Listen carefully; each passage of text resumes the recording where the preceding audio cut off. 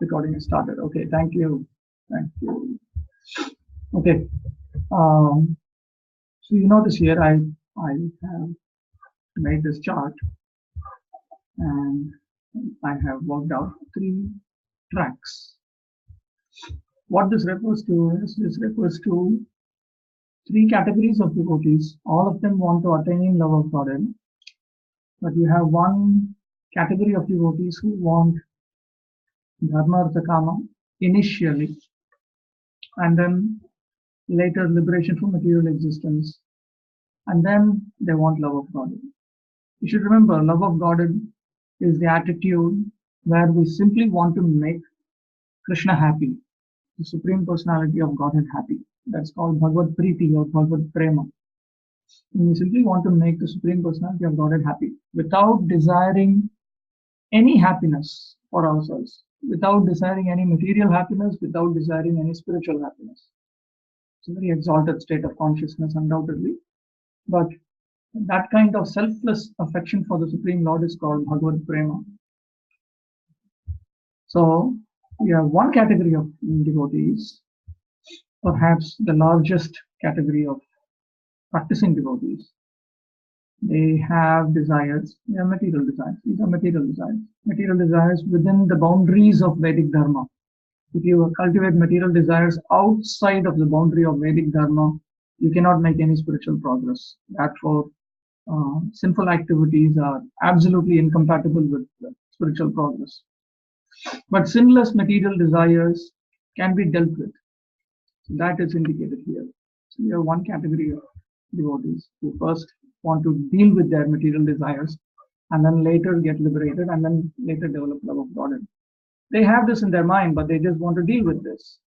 You have another track of devotees who simply neglect it. They just neglect their material desires, and they want liberation from material existence initially, and later they want to come to the status of selfless affection for the Supreme Lord. And then you have a third track of devotees who from day one they neglect material desires, they neglect liberation, or the desire for liberation, which is a sort of a spiritual desire. So they neglect both. They simply want to please the Supreme Personality. That's what they want. They don't want anything other than that. So different acharyas have tolerance for different types of devotees. Madhvacharya can tolerate this category of devotees. Ramanujacharya tolerates this category of devotees.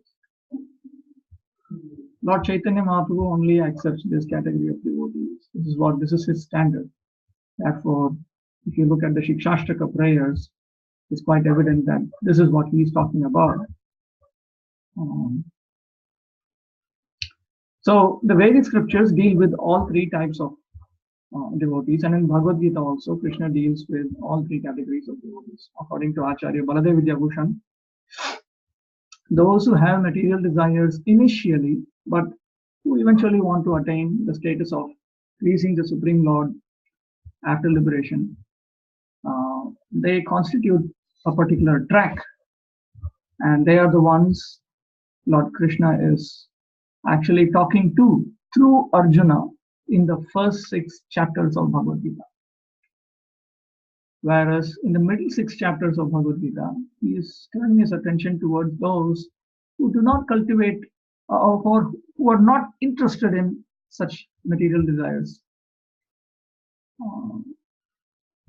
What this actually means is, when they are progressing, unless they attain the fulfillment of their material desires within Vedic boundaries, they will not progress. Notice this. This Anyabhilashita refers to simple activities. Karma refers to sinless material activities taught in the Vedas. Jnana refers to the discipline by which we can get out of material existence. It refers to cultivation of philosophical knowledge of the nature of this world and the nature of the spiritual world, cultivation of appropriate types of renunciation, and bhakti refers to 9 types of devotional service. This particular status of devotion service uh, uh, indicates that you don't engage in any form of sinful activity or offense. Anything which is forbidden in the Vedic scriptures, you strike it out. You don't engage in them. But most of your time goes either in karma or jnana or both, and you give less time to bhakti. When you make further spiritual progress, you come to a higher status of Krishna consciousness where you still continue to avoid sinful activities and offenses, but you start giving more time to bhakti activities and less time to karma or jnana or both. Then when you come to a higher state of Krishna consciousness, you give up sinful activities, offenses. You even give up material duties, and you give up activities of dhyana too, and you exclusively engage in the activities of bhakti. So as you notice, because there are different categories of devotees, some of them, they need to work their way through material desires by their own choice. Some others, they can skip them and deal with liberation, and some others, they skip them and they directly come here. What is the idea? The idea is that this track 1 devotees, they think that you have to realize the nature of this world before giving it up. Whereas track 2 devotees, they say, no, we'll just trust Lord Krishna. We'll just trust the process of devotional service. And we don't need to experience the material world in order to understand that it's useless. We'll just depend on Lord Krishna and just give it up. The third track of devotees go further. They don't want to experience dharma artha kama, nor do they even want to experience moksha in order to later give them up. They think that if I want to understand the insignificance of dharma artha kama or the insignificance of moksha, let me just directly progress. Let me take advantage of more advanced devotees and progress, and Krishna will give me all the realization later on. So Bhaktivinoda Thakur says that ultimately you have one group of people who are depending on personal experience of renunciation, and you have another group of people who are simply depending on faith in Lord Krishna and faith in the process of devotional service. So Bhaktivinoda Thakur has remarked that those who have faith in the process of devotional service are superior to those who are depending on direct experience. See this like this. Mommy says, don't touch fire. The child says, Mommy, let me touch the fire once.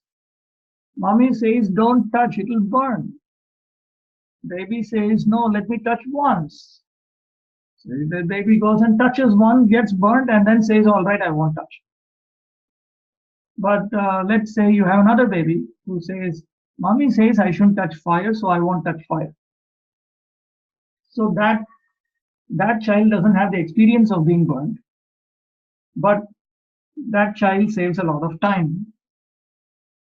And it is a fact that track 1 devotees are slower. In fact, track 1 devotees take several lifetimes to come to the goal. Track 2 devotees take one full lifetime. Only after they die, they in fact attain liberation. Track 3 devotees, within a few days, they can attain love of Godhead. They can attain the status beyond even liberation, if they do everything properly. So you have these 3 tracks. Lord Krishna has spoken the first 6 chapters of Bhagavad-gita, specifically keeping in mind the first track of devotees. Now he's turning his attention to those who belong to the second track. Those who belong to the third track are very rare. They are so rare that Lord Krishna chooses to just talk about them occasionally while talking about track 2. Okay, any questions so far? Before I jump into the text itself.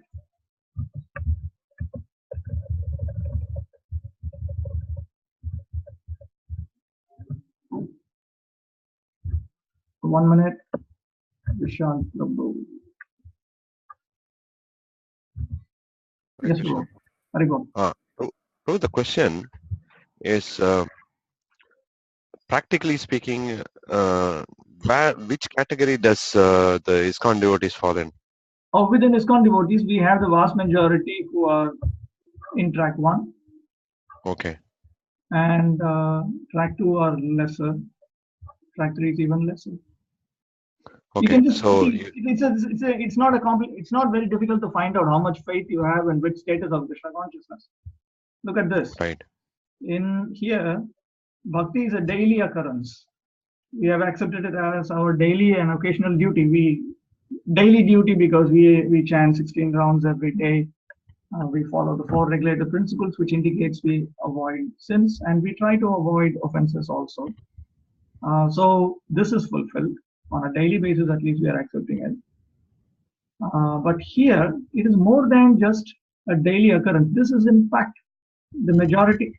Most of your time goes in the activities of devotion service itself. And now if you see, many of our devotees have faith in this level of Krishna consciousness. They can do something. Some 3-4 hours of intense Krishna consciousness per day is doable for them, and their mind accepts it. But if you tell them that you need to, why don't you come up to 10 hours of intense Krishna consciousness per day, whether it is practice or propagation or whatever, in either case, it is intense Krishna consciousness. Then they think that no, but what will happen to my livelihood, and what will happen to this, what will happen to that? So which indicates that their faith in the process of devotion service is not sufficiently developed. Because if our faith in the process of devotion service is sufficiently developed, then immediately we would understand that the more I engage in the process of bhakti, the more Lord Krishna will be pleased with me, and Krishna loves those whom he is pleased with. And it is Krishna's duty to take care of those who engage in his devotional service. So they throw away all their concerns to the winds and they come up to a higher status. This is an even higher status, where here at least, there is some consideration of your ashrama dharma, your varna dharma, and so on, coming to the mode of goodness and so on. Here, they simply just close their eyes and surrender to Lord Krishna. They surrender they just engage, they're just obsessed. They're just obsessed with carrying out the instructions of Lord Chaitanya Mahaprabhu under the guidance of his devotees, and that's it. That's it. It's not that you need to develop love of Godhead and then later do this. They think from day one we can do this. Even in the contaminated status, you can do this. They have developed that amount of faith. Strictly speaking, Lord Chaitanya Mahaprabhu is distributing that faith. Krishna is distributing that faith through the parampara, but it is also up to the recipient to agree to accept that faith to whatever degree he or she can or wants to. So even though all of us have heard Sarva Dharman Parityajya Mam Ekam Sharanam Vraja, all of us have heard Yogakshemam Vahamyaham, it is up to every individual living entity to decide at any given point in time whether to apply that in practice now or later. So Krishna is very considerate. He understands this. He understands this. He understands that just because I'm incapable of trusting Krishna to that degree right now, that doesn't mean that I'm perpetually doomed or damned. It simply means right now that this is where I stand. So Krishna gives a way to come up. He gives a way to come up. See, that I may be at a lower level in a faster track. Just think of these as 3 different tracks. The milestones are identical. From A, I need to move to B, to move to C, to move to D, let us say. This is just faster transport. This is medium speed transport. This is slower transport. But the destinations the milestones are identical. The milestones are identical. We should keep that in mind. It is the speed that we are talking about. Those who are moving in track 3, they can progress fast. I'm only talking about candidates who are serious about avoiding sinful activities and offenses and were willing to move forward. But Prabhupada kept on saying that we should come to the perfection of Krishna consciousness within one lifetime. Within one lifetime. Prabhupada kept on saying that. Bhaktisiddhanta Saraswati Thakur also used to say that. Within one lifetime, we should come to Prema Bhakti.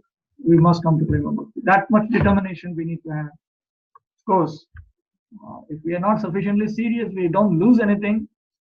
Whatever we have done will be preserved, and will continue. We can continue life after life, and it will only be a progress. We know that, but nevertheless, why delay? Yeah, got it. Thanks. And any specific example of someone who is at the Prema Bhakti all the time? Well, from this status through track 3, you're saying? Yeah, track 3 direct. Yeah, like that Mrigari. Okay, you're talking about those kind of people. Okay. Well, Mrigari is practically worse than many of the people we know. So then no wonder we will have only a very few set of people in that category. See, Mrigari is very interesting. Narada Muni tells him he has to give up his source of livelihood. And only then he says, I will teach you the process by which you can get out of your sinful reactions. He doesn't even talk to him about Bhakti Yoga. But Mrigari has that much faith in Narada and accepts it. He says, yeah, whatever you say, I'll do. So if we can accept Narada Muni or any of his representatives to the same degree, then we can also attain, Prabhupada in Teachings of Lord Chaitanya says, within a few months he attained love of God. Awesome. So any modern day devotees who have this level of prema, whom you think in our current context, in our contemporaries? No, I'm just trying to get this example because I can set some standards to myself. Prabhupada also said that amongst his disciples, something like Jayananda Prabhu. Jayananda Prabhu, Prabhupada confirmed that he attained the spiritual world. Cool. Some devotees do. There was in that Prabhupada memories. There was one devotee who said that she was in charge of the Spanish BBT, and Prabhupada said that she would go back to Godhead in one lifetime. And this Prabhu said that he saw his sister in her final days, and even throughout her life, she was very consistent and absorbed in Krishna consciousness throughout her life. And when she passed away in a steady state of consciousness, fully absorbed in Krishna consciousness. So, but Tamal Krishna Maharaj did mention that Prabhupada told him that the vast majority of they were talking about his disciples, that they would go to the heavenly planets. Yeah. Most of them would take 3 lifetimes. This 3 lifetimes, I thought it was from Prabhupada, but actually, I've noticed a similar statement from Bhakti-vinod. I also noticed a similar statement from Vishwanath Chakravarti Thakur. He says even those who have taken Diksha. Now, traditionally, Diksha means what we call second initiation. But he says they may also take 2 or 3 lifetimes. But those who are sufficiently serious and who are free from offenses, they can easily progress within one lifetime. And Prabhupada, in fact, he said, why does it have to take so long? So it appears to be more of an attitude. I think that we are just slowing things down because of our attitude. Absolutely, good point. Yeah, if we have many different various distracting desires, then it becomes delayed. All right. Okay, thanks. Yeah. Okay, with that, let us begin. Shri Bhagavan Vacha. Manyasakta manah partha yogam yunjan madashraya asamshayam samagra mam yatha gyasasi tat shruno. The Supreme Personality of Godhead said, now hear, O son of Pritha, how by practicing yoga in full consciousness of me, with mind attached to me, you can know me in full, free from doubt. So now Krishna is beginning to talk about that sort of yoga by which one can know Krishna in full, free from doubt. Now, know, I had mentioned earlier that there are three stages of knowledge. One is simply gathering data. Technically, it's called Shravanam, which means to learn, to hear and learn, learning. The second status of development of knowledge is comprehension, understanding, technically called mananam.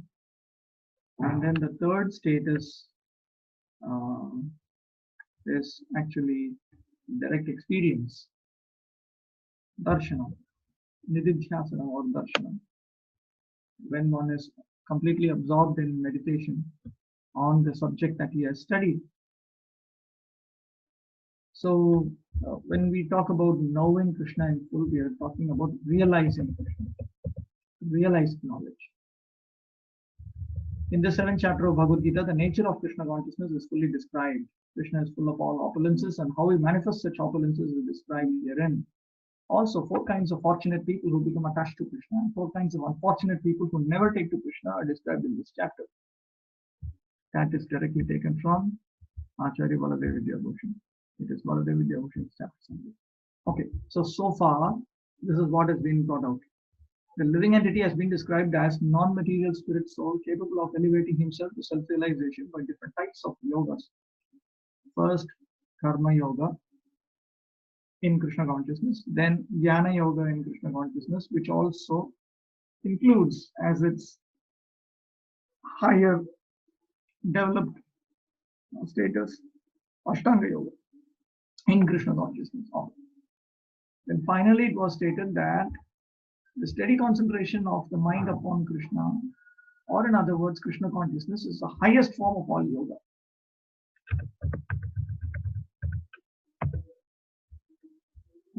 Of all yogis, the one with great faith who always abides in me, thinks of me within himself, and renders transcendental loving service to me, he is the most intimately united with me in yoga and is the highest of all. That is my opinion. Here Krishna is talking about a person who is engaged in a certain type of yoga in Krishna consciousness. Because a person engaged in this type of yoga in Krishna consciousness is the highest. This yoga in Krishna consciousness is the highest amongst all the different yoga practices in Krishna consciousness. Tachrinam. Now one can know Krishna in full. Know Krishna in full. Asamshayam samagram mam yatha gyasasi tachrinam. You can know me completely without doubt. Now, first, Prabhupada explains this completely. Then he will come to without doubt. What does that mean? Complete knowledge of Krishna means Bhagavan realization, because Brahman realization is a vague realization of Krishna. Paramatma realization is partial realization of Krishna, whereas Bhagavan realization is full realization of Krishna, samagram, complete realization of Krishna. By concentrating one's mind upon Krishna, one is able to know the absolute truth completely, but not otherwise. Impersonal Brahmajyoti or localized Paramatma realization is not perfect knowledge of the absolute truth because it is partial. So when we are engaged in that sort of practice in Krishna consciousness, known as Bhakti Yoga, then one can realize Bhagavan. Notice that so far Krishna has not touched this subject matter of realizing him in the first 6 chapters clearly. He did, in every chapter he made some mention of devotional service, but now he's turning the spotlight on that very process itself. Tat Shrunu. Krishna says, listen to me. Listen to me. Now that is a direct indication that you should take up the process of listening, hearing. By hearing from him, one receives the greatest opportunity to become a perfectly Krishna conscious person. One has therefore to learn from Krishna directly or from a pure devotee of Krishna, and not from a non-devotee upstart puffed up with academic education. In fact, ideally, Shravanam is best done in both ways. If we directly hear from Lord Krishna through Bhagavad-gita, Bhagavatam, Chaitanya Charitamrita on one hand, and on the other hand, we also hear from Krishna's pure devotees, then that is very safe. Realizing Krishna in full without a doubt, free from doubt. That actually happens at a very advanced state of Krishna consciousness. There is a series of verses in first canto, second chapter.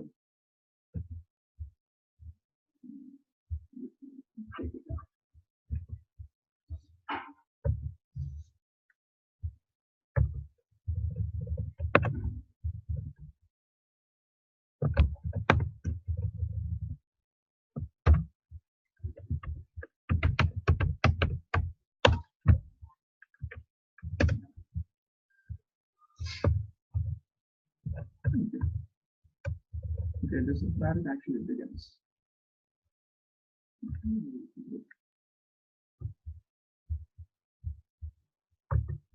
Shrushoshadanasya Vasudeva Dataruchi Syamahasevaya Viprah Punyatirthan Shevanat. O twice born sages, by serving those devotees who are completely free from all vice, great service is done. By such service, one gains affinity for hearing the message of Vasudeva. Shrunvatam Swakatah Krishna Punyashravana Kirtana Hridyantastu Hyabhadrani Vidhanoti Sutam.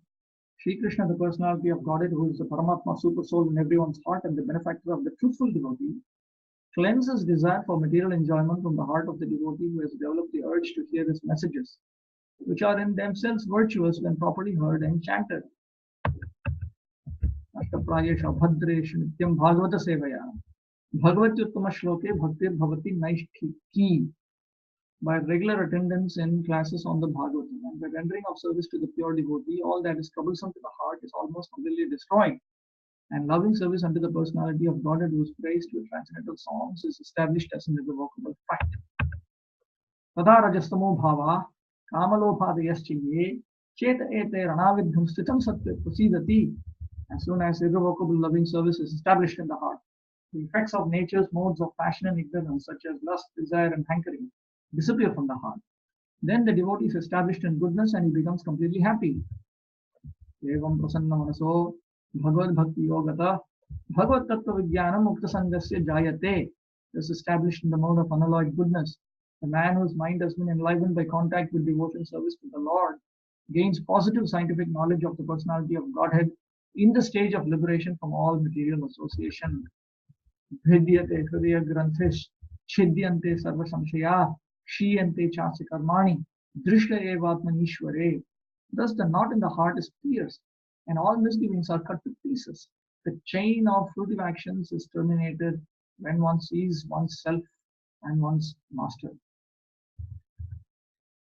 So now here in this series of verses, you have a direct presentation of different stages of spiritual progress, which I also have set it out here. You see this column lists out the various stages of spiritual progress as given by Srila Rupa Goswami. 9 stages. Srila Vishwanath Chakravarti Thakur has provided a list of 14 stages, and some of them directly correspond to Rupa Goswami stages. This refers to Vishwanath Chakravarti Thakur's more detailed list of stages in spiritual progress. First of all, one needs the mercy of the Vaishnava saints, then one engages in service to those great souls, and then one develops faith and enthusiasm, then one takes shelter at the feet of a bona fide spiritual master, which is what is called sadhu sangha. Then one develops a hankering to engage in the activities of Bhakti Yoga. Then one engages in the various activities of Bhakti Yoga, devotion, service. Bhakti is the same as Bhajana Kriya. Then one's unwanted activities, desires, and attitudes are removed. Anartha Apagama is the same as Anartha Nivritti. Then one becomes uninterruptedly engaged in the activities of Bhajana Kriya. the activities of devotion service. That is what is called steadiness.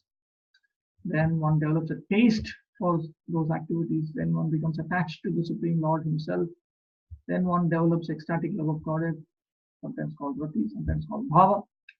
And in fact, this is the status when one directly begins to experience the Supreme Lord with one's spiritual senses of the spiritual body. Then when that is further developed, that is called love of Godhead.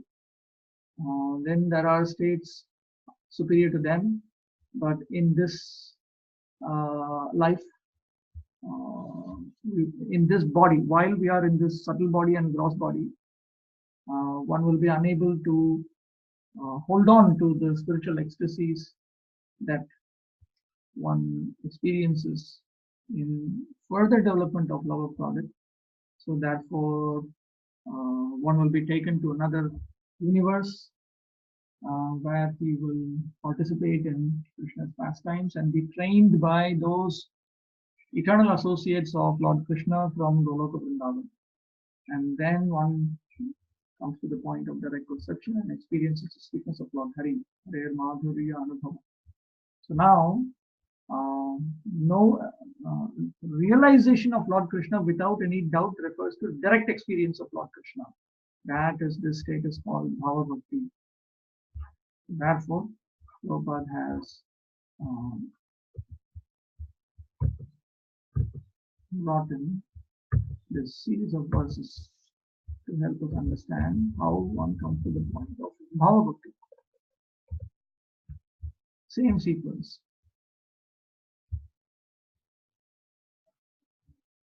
Okay. Thus, Bhakti Yoga severes the hard knot of material affection, enables one to come at once to the stage of Asamshayam Samagram, understanding of the Supreme Absolute Truth Personality of Godhead, and comes to the stage of direct realization of Lord Krishna, full and the realization of Lord Krishna, which is not theoretical. Theoretical knowledge is filled with doubts, but direct realization that is not filled with doubt because you are directly experiencing and verifying whatever you previously learned in theory. Okay, any questions so far?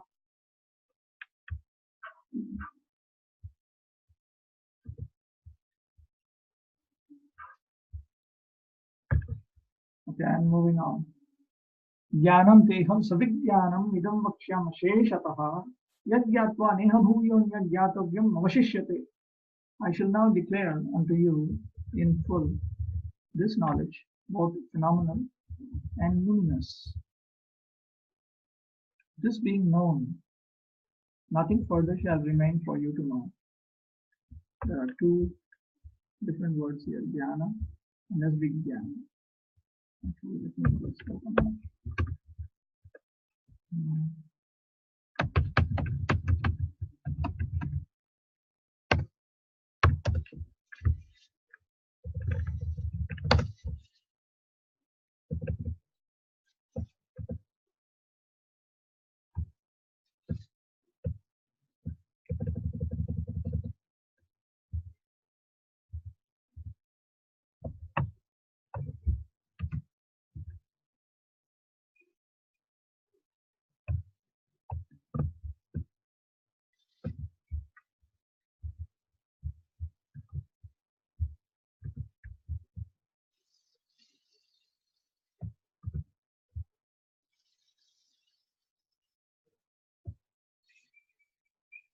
Shakti-dvaya vivikta swarupa vishayakam jnanam vijnanam. Chitta chit shaktimat swarupa vishayakam jnanam. That Shakti-dvaya vivikta swarupa vishayakam jnanam vijnanam. Acharya Baladev Vidyabhushan has clarified that jnana refers to the Supreme Lord as the possessor of the spiritual and material potencies. Vijnana refers to the Supreme Lord as He Himself, not merely as the possessor of the material and spiritual potencies. By spiritual potency, we are talking about the marginal potency. In other words, the Supreme Lord as a super soul, He regulates matter and the conditioned living entities. Whereas as Bhagavan, he is by himself. In the spiritual world, Krishna does not need to deal with his associates the way as the super soul he deals with the conditioned souls. The super soul deals with the conditioned souls in accordance with their karma, with their karmic history, with their material, in accordance with their material propensities and so on. But as Bhagavan in the spiritual world, he doesn't need to do all that. So complete knowledge includes knowledge of both. Complete knowledge includes knowledge of the phenomenal world. Phenomenal world is the world of our experience, material world, the spirit behind it, and the source of both of them. This is transcendental knowledge. The Lord wants to explain the above mentioned system of knowledge because Arjuna is Krishna's confidential devotee and friend, which was stated earlier. When the cause of all causes becomes known, then everything noble becomes known and nothing remains unknown. This is directly from the Upanishads. By realizing which, everything else becomes realized. Manushyanam sahasreshu kaschid yatati siddhaye yatatam api siddhanam kaschin mam veti tatvataha. Out of many thousands among men, one may endeavor for perfection. And of those who have achieved perfection, hardly one knows me in truth. This is a very surprising statement. Amongst thousands of men, very few endeavor for perfection. And amongst those who endeavor for perfection, very few achieve perfection. Amongst those who have achieved perfection, hardly one knows Krishna in truth. So this indicates that knowing Krishna is not just a matter of reading some books. It is not, we are not talking of theoretical knowledge of Lord Krishna. It, at the very least, it means being fully immersed in that series, in that combination of activities by which we will certainly come to the point of realization. In reality, it refers to persons who have direct realized knowledge about Lord Krishna. That is what is referred to as a Krishna Tattva Vetta. In Chaitanya Charitamrita, Lord Chaitanya uses this expression. Jai Krishna Tattva Vetta say Guru Hoy. That person who knows Krishna in truth, he can be a spiritual master and save the world, in fact. So that person who knows Krishna in truth is so rare. He is more rare than even those who achieve perfection. Now, what does perfection mean in this context? In this context, it means anyone who has attained liberation from material existence, which is a sort of perfection. But even one who has attained perfection does not know Krishna in truth. You can be liberated, but it doesn't mean that just because you are liberated, you have full-fledged Bhagavan realization. Because those who have attained Brahman realization can also attain the Brahma Jyoti and get freedom from the cycle of birth and rebirth. So we are talking of something which is very, very exalted. Knowledge of Lord Krishna in full, without doubt. That is what is referred to here as knowing Krishna in truth.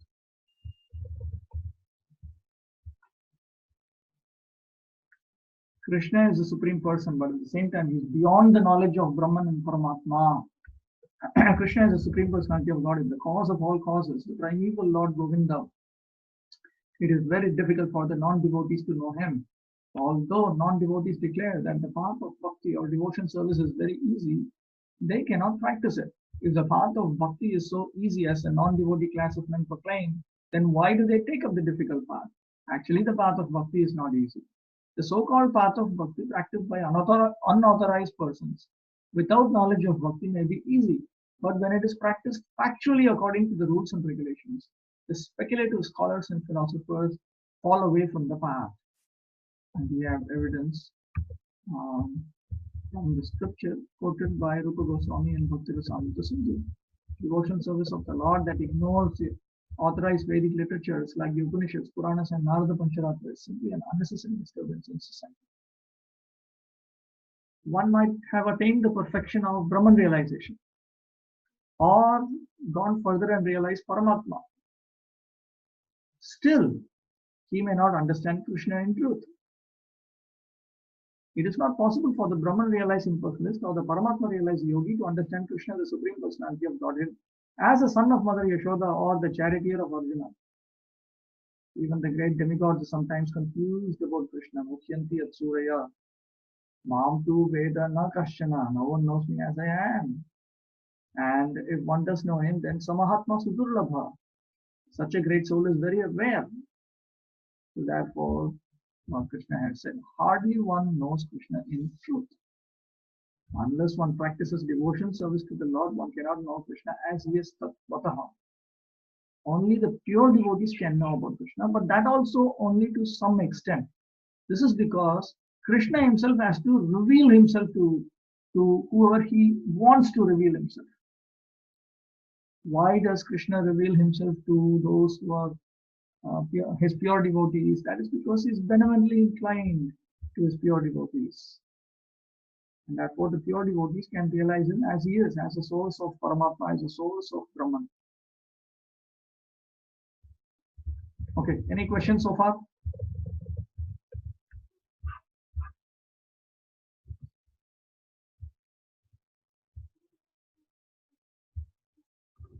Oh, someone asked.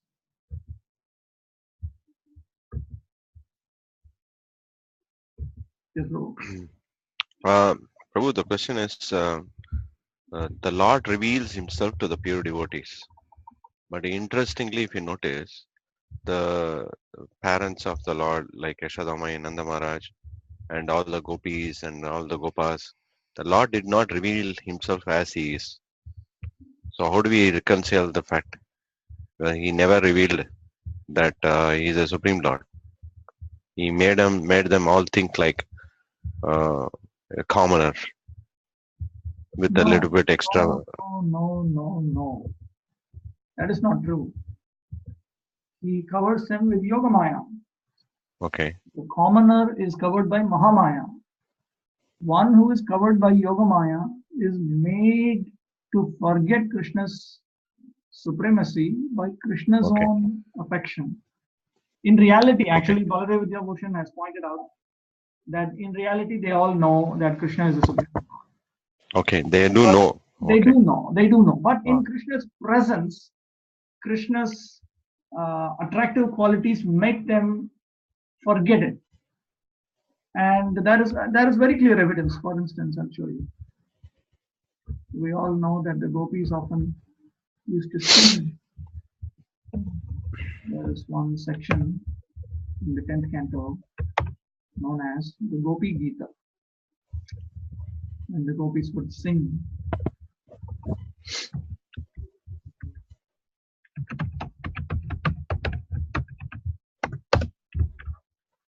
Yeah, Nakalu Gopika Nandano Bhavan. Famous verse. You're not actually one of the Gopi Yashoda, our friend, but rather the indwelling witness in the hearts of all embodied souls. Because Lord Brahma prayed for you to come and protect the universe, you have now appeared in the Sattvika dynasty. Similarly, now this is the gopis. I'm intentionally taking an example from the most intense type of devotees, those absorbed in Madhurya Prema Bhakti. Because if they know Krishna is the Supreme Personality of Godhead, then obviously those in Vatsalya Bhakti, those in Sakhya Bhakti, they all know also. I'll give another set of evidence here. This is directly analyzed by Chaitanya, the Krishna Savarajagoswami and Chaitanya Charitamrita.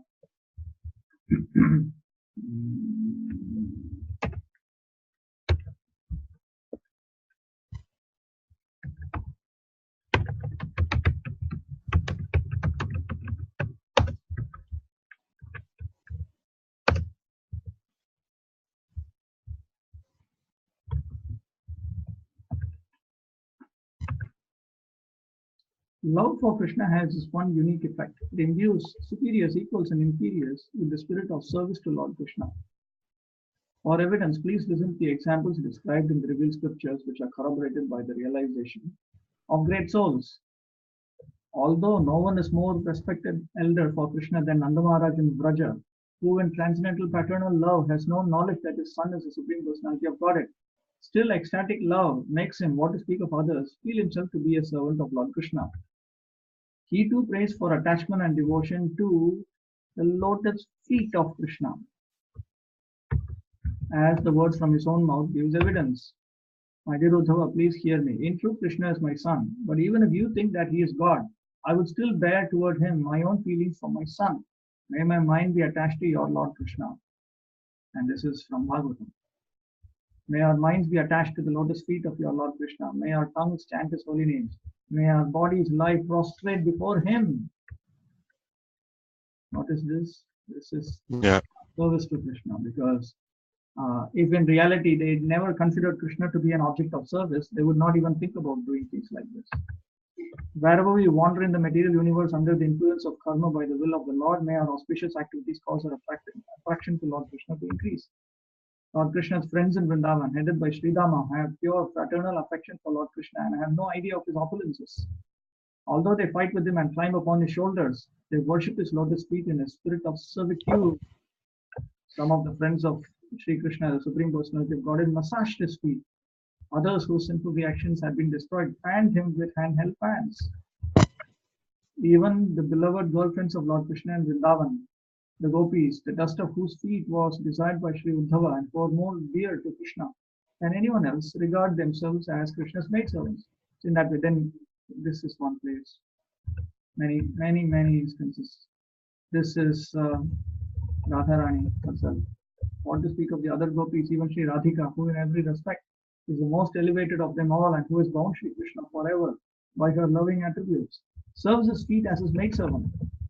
O my Lord, O my husband, O most dearly beloved, O mighty armed Lord, where are you? Where are you? O my friend, reveal yourself to your maidservant, who is very much aggrieved by your absence. Dasya, as your maidservant. Then similarly it is with Krishna's queens. Now there's a book by Srila Vishwanath Chakravarti called Raghavatma Chandrika, where he analyzes the nature of spontaneous devotion of the residents of the spiritual world in Krishna's pastimes in Vrindavan. And he points out that if you say they don't know Krishna as Supreme Personality of Godhead, then how are they any superior to the conditioned souls? Then he points out, actually they know. But in the presence of Lord Krishna, Yoga Maya makes them forget. In the absence of Lord Krishna, well, strictly speaking, there's nothing called absence for them, but when Krishna doesn't allow them to perceive him, let's put it like that, then they start experiencing a spirit of service, dasya, and along with that, they start talking about Krishna being the Supreme Lord. But in Krishna's presence, they don't. In Krishna's presence, Krishna makes them forget. So Baladev Vidyabhushana has concluded that they know, but they are covered by Yogamaya. They are not in ignorance of Lord Krishna's position due to Mahamaya. They are blessed by Yogamaya. We are damned by Mahamaya. So these are two different things. Because the scriptures also say only those who are in knowledge of the Supreme Lord can attain liberation and be in the status of liberation. And those in ignorance of the Supreme Lord will be bound in material existence. So we understand that refers to this kind of ignorance imposed upon us by Mahamaya, not the sort of I cannot even call it ignorance. I will simply say that they are intoxicated by Krishna's presence, that they don't care. Vishwanath Chakravarti Thakur gives an example. He says, just like you may have a king, and the king is very opulent, very powerful. He has his wife, he has his mother. His mother certainly knows that he's a big king. But as far as she is concerned, he is just her son. So she talks to him not as if he's a mighty king. She talks to him like as her son. He's just a son. So she may chastise him, and he says similarly the queen may play with him, and so on. So it is in that sense that we should keep in mind that they don't know. At least we should understand that the way by which they don't know Krishna as the Supreme Lord is very different from the way by which conditioned souls do not know that Krishna is the Supreme Lord. That much at least we should know.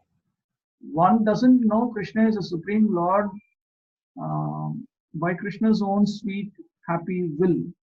The other doesn't know Krishna is the Supreme Lord due to obstinacy and due to aversion to Krishna.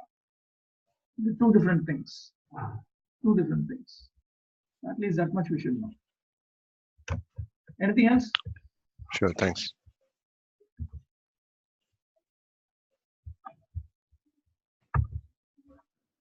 Okay. Let's move on. Bhumirapo nalovayu kammano buddhirevacha ahankariti yame bhina prakriti ashtadha. Earth, water, fire, air, ether, mind, intelligence, and false ego. Altogether, these eight constitute my separated material energies. Now, first of all, in Prabhupada's purport, he points out that he is the Purusha, whereas matter is Prakriti, specifically, it is Krishna's Prakriti. It is Krishna's nature. It's a mind. Maya, or the material nature, is Krishna's energy, Krishna's potency. So he provides evidence from the Sattva Tantra. Vishnu Sri Rupani. For material creation, Lord Krishna's plenary expansion assumes three Vishnus. The first one, Mahavishnu, creates the total material energy known as the Mahatattva. The second, Garbhodakashaya Vishnu, enters into all the universes to create diversities in each of them. The third, Kshirodakashaya Vishnu, is diffused as the all-pervading super soul in all the universes and is known as Paramatma. He is present even within the atoms. Anyone who knows these three Vishnus can be liberated from material entanglement. Again, knows means realizes. So from this we understand that the Supreme Personality of Godhead is the enjoyer. And this material world is his Prakriti. He is the Purusha, and material existence is actually that which is used by him for his own purposes. Prakriti. Krishna is referred to earth, water, fire, air, and ether. Now, these are all actually translations of certain technical expressions. Earth doesn't refer to the mud that you see in the street, or that's not what is meant by earth. Earth is that which can be perceived by our five knowledge acquiring senses.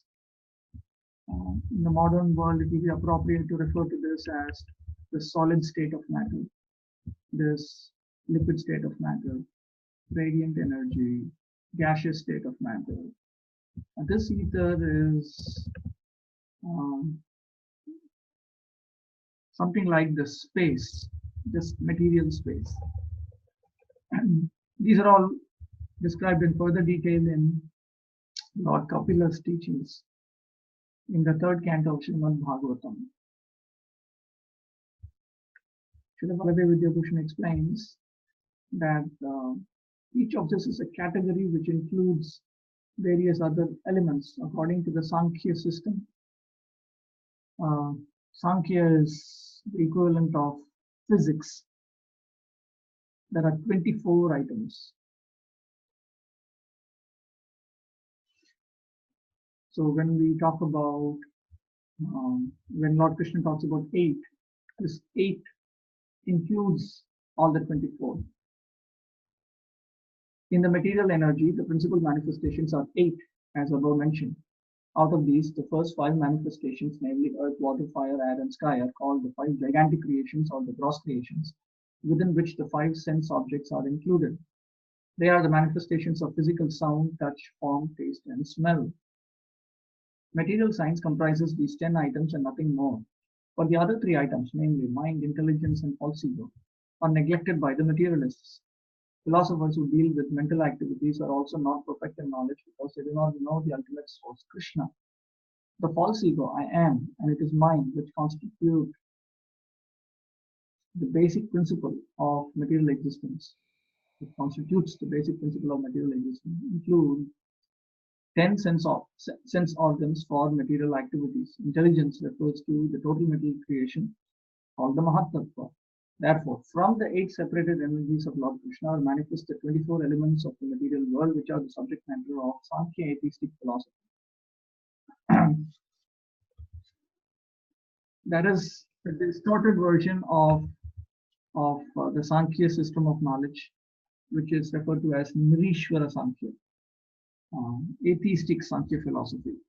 They also study the same subject matters that are presented in the Sankhya philosophy as taught in Srimad Bhagavatam, but they have an atheistic twist to it. In Indian philosophy, nowadays they study atheistic Sankhya philosophy. Okay, let me get to this and then afterwards I will open up for questions. Apareyam itastvanyam prakritim vidhime param jiva bhutam mahabaho yayedam dharyate jagat. Besides these, O mighty armed Arjuna, there is another superior energy of mind which comprises the living entities who are exploiting the resources of this material inferior nature.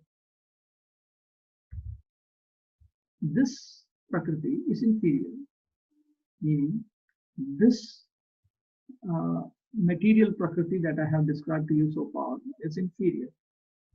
Besides this, on the other hand, besides this, just try to understand about my superior energy, which is another energy. It comprises the living entities. And by this superior energy, this entire material world is utilized or exploited. Now, the living entities are categorically different from matter. The living entities are categorically different from matter. Now, if you want to have a better understanding of why Lord Krishna brings up these, as well as from the Bhagavatam we learned that there are certain senses and sense objects. These are considered to be elements of material creation rather than hydrogen, helium, and so on. You'll have to read a book like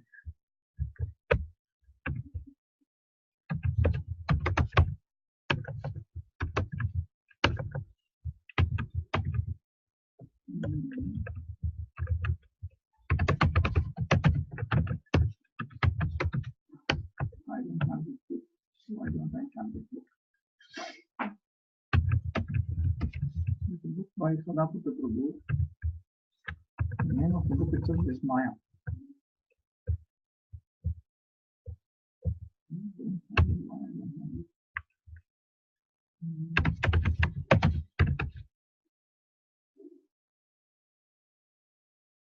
I must have lost it.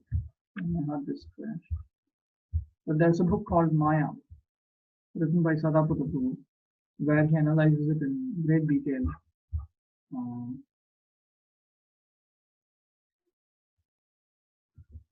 His basic explanation is this material world is a sort of virtual reality, and the senses, knowledge acquiring senses and working senses, as well as the mind coordinates all the activities of the senses. Intelligence and false ego, they constitute some sort of a software, and therefore these are presented in Vedic scriptures as the elements of material existence. So you don't find a sort of categorization of material elements like in the periodic table. Okay, now one important point is Krishna refers to the living entities as belonging to a superior energy. In Lord Chaitanya Mahaprabhu's further detailed classification, you have material energy referred to as Bahiranga Shakti, external potency. You have the living entities categorized as Tatastha Shakti, marginal potency. And then you have spiritual potency, referring to the spiritual world, various aspects of the spiritual world. They are referred to as Antaranga Shakti, internal potency. But because Bhagavad-gita is a sort of introduction to Krishna consciousness, Lord Krishna simply talks about material potency and the potency of the living entities. And the living entities are superior to matter because the living entities, they are conscious and they can utilize matter. Matter cannot utilize the living entities. Therefore, the living entities are superior. The living entities who are exploiting these inferior energies for different purposes are the superior energy of the Supreme Lord, and it is due to this energy that the entire material world functions. This is a paraphrase of the second half of this verse. The cosmic manifestation has no power to act unless it is moved by the superior energy, the living entity.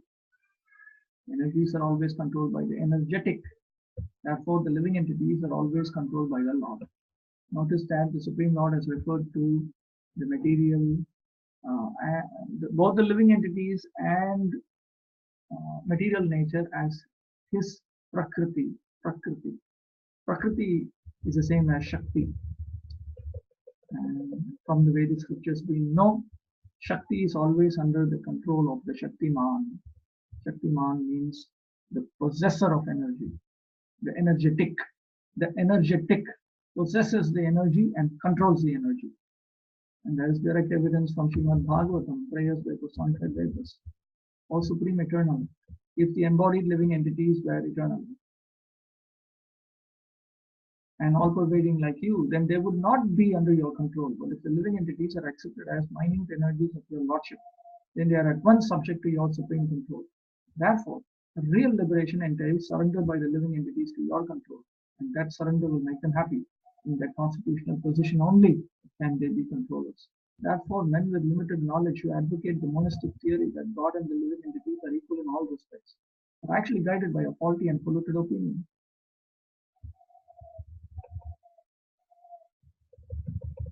Okay, any questions?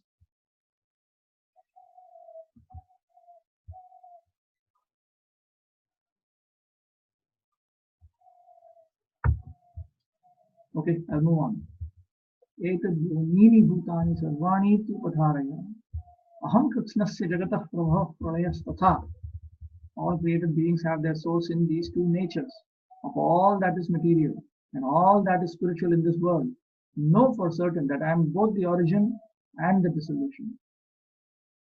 In other words, everything that we see in creation is a product of matter and spirit. Everything that exists is a product of matter and spirit. Spirit is the basic field of creation, and matter is created by spirit. Spirit is not created at a certain stage of material development.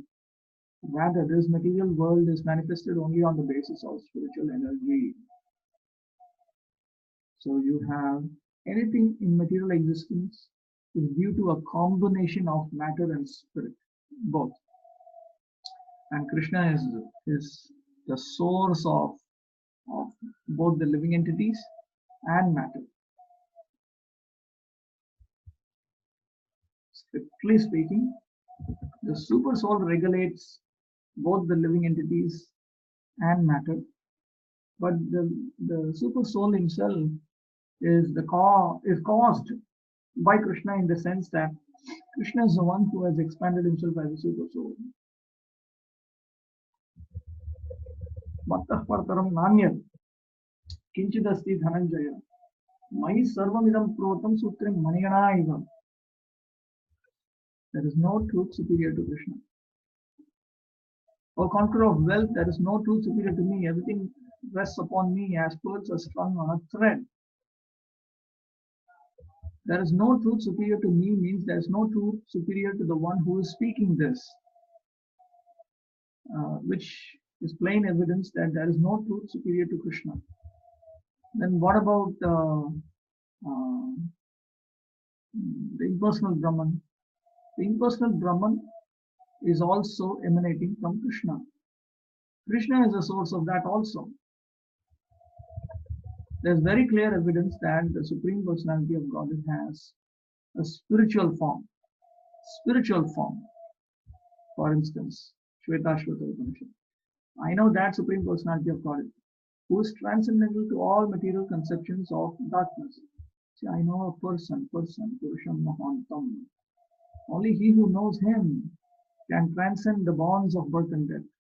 There is no way for liberation other than this knowledge of that Supreme Person.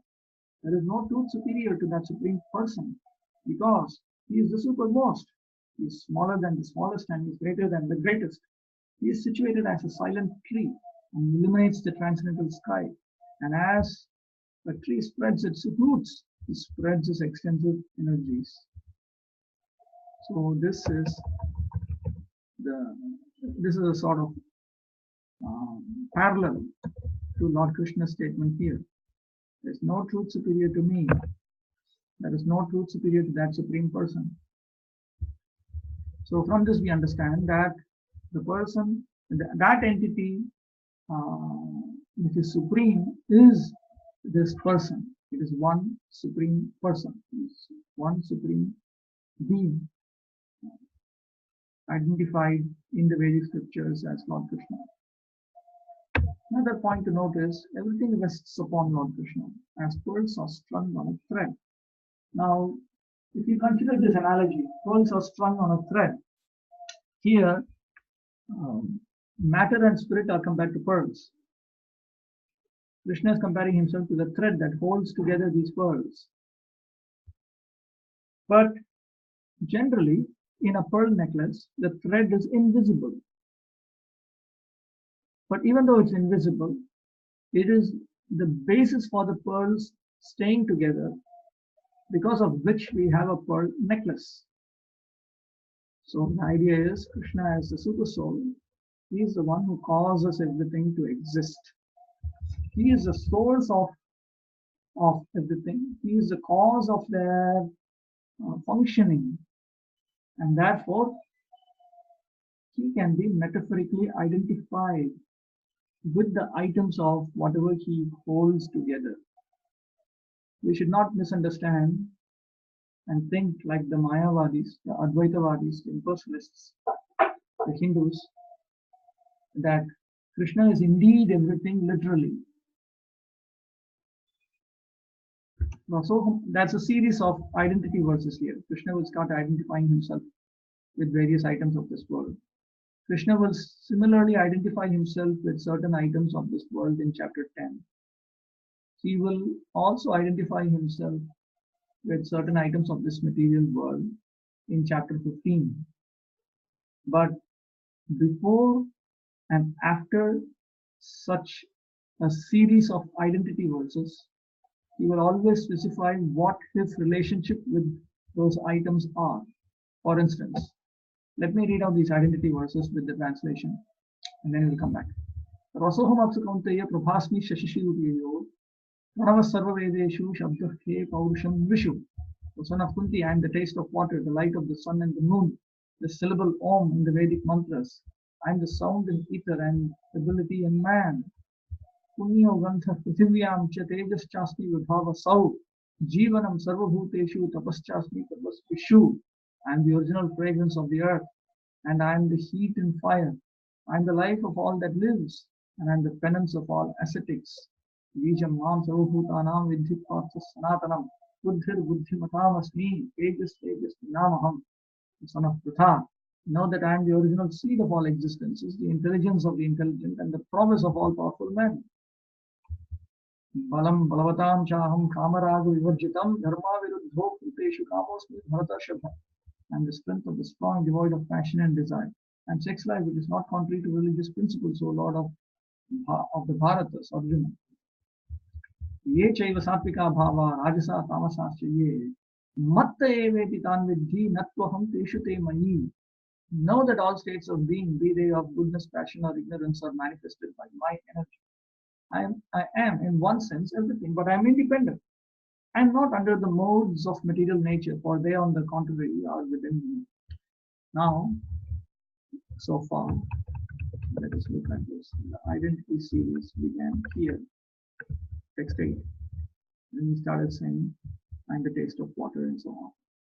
Here he is identifying himself with different items of material existence: water, the original fragrance of earth, heat, penance, intelligence, promise, strength, sinless, lust.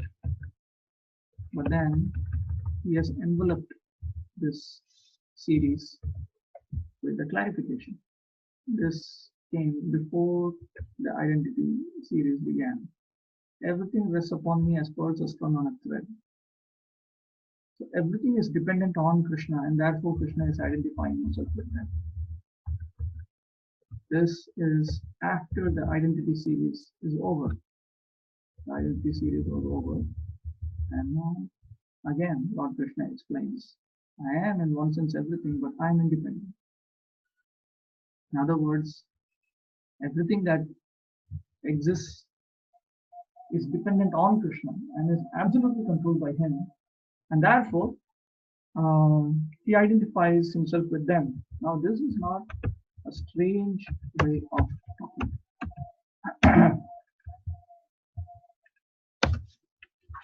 I'll give some simple examples, and then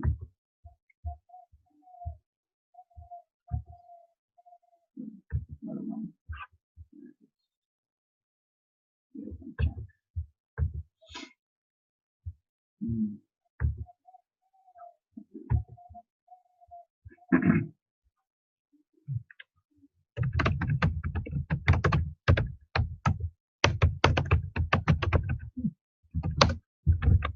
Look at that. What does this mean? Do you really mean to say a piece of land won the World Cup? That's not what it means. Or when you see this in the newspaper,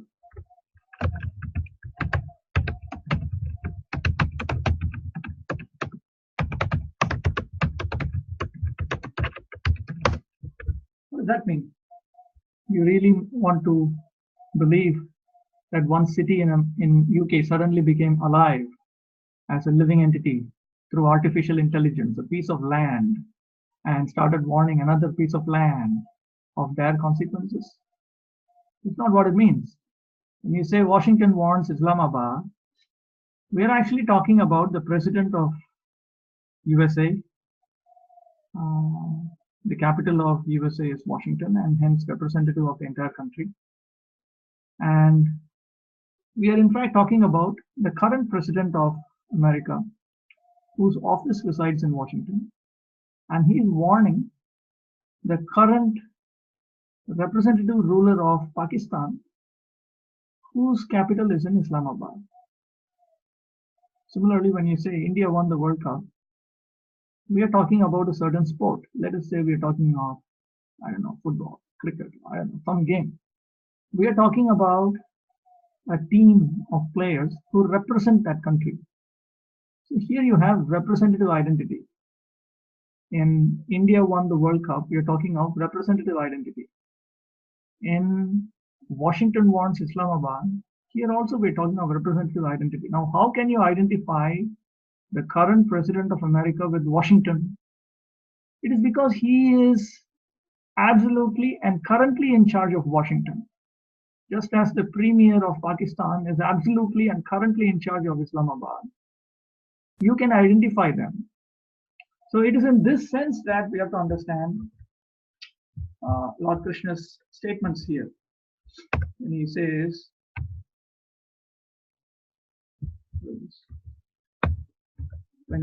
I am this, I am this, I am this, I am this.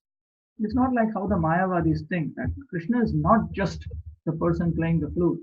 Krishna is everything. So don't only chant Hare Krishna. Chant everything, they say. No, they miss the point. Krishna is Krishna. Krishna is actually that personality in his own abode in the spiritual world. He is a distinct person of his own. At the same time, he has entered into everything in material nature, and he controls them absolutely, and he wants us to understand that he absolutely controls everything. And in order to help us understand that, he uses a technique which is commonly used even in human society.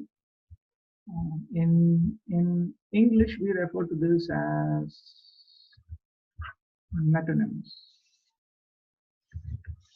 And there are even books about this that you can read. For instance, let's take this. Wall Street, Hollywood. What does that mean? Okay, let's see some examples, then you have a better idea. The White House said,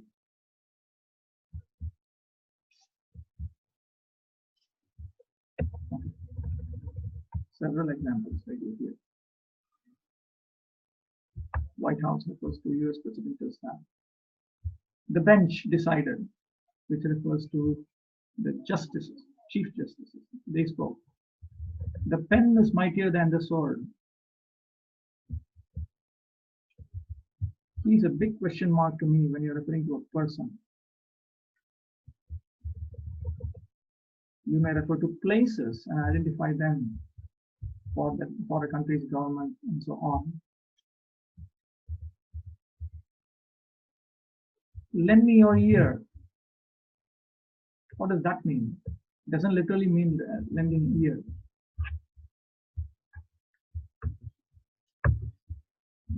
Look at this one. This is full of examples. The bar.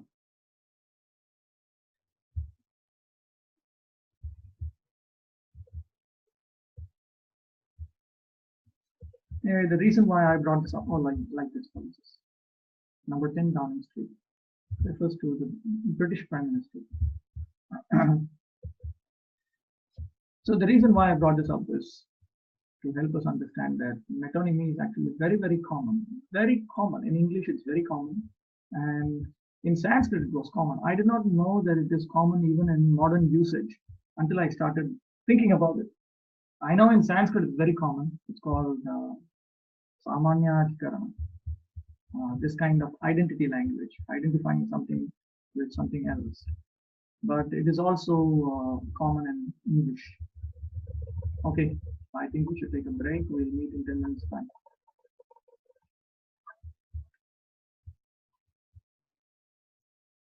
We'll take a break. Meet in 10 minutes time.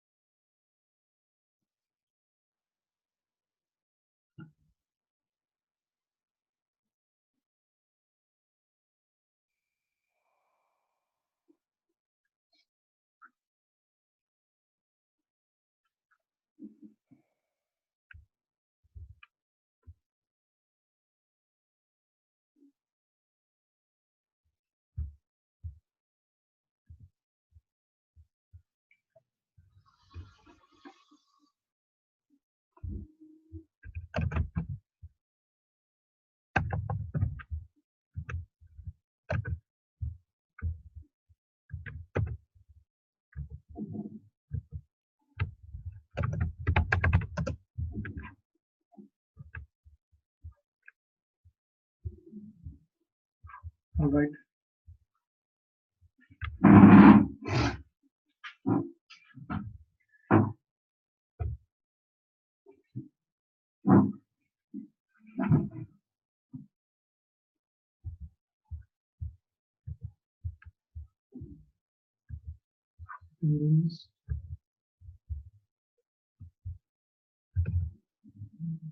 Is Adam Prabhu there?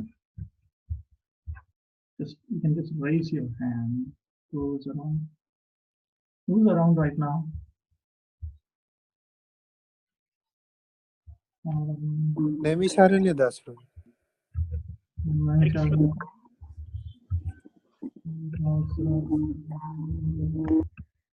Who else? Okay.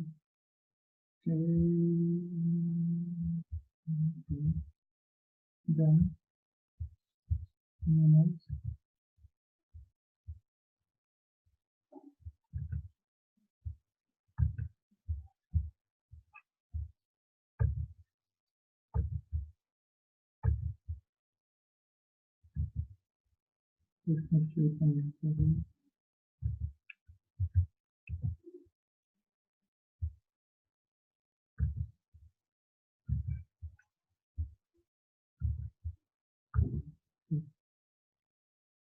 What are the questions for second module open book assessment?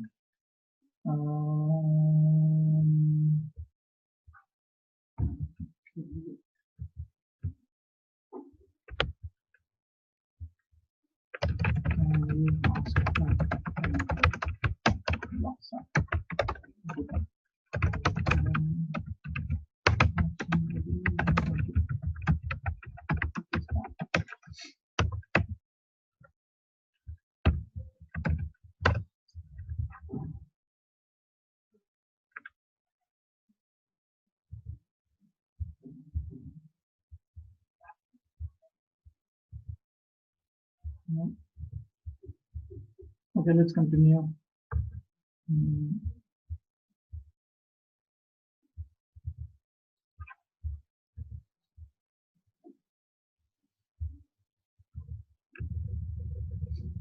Okay, but before we continue, any questions so far?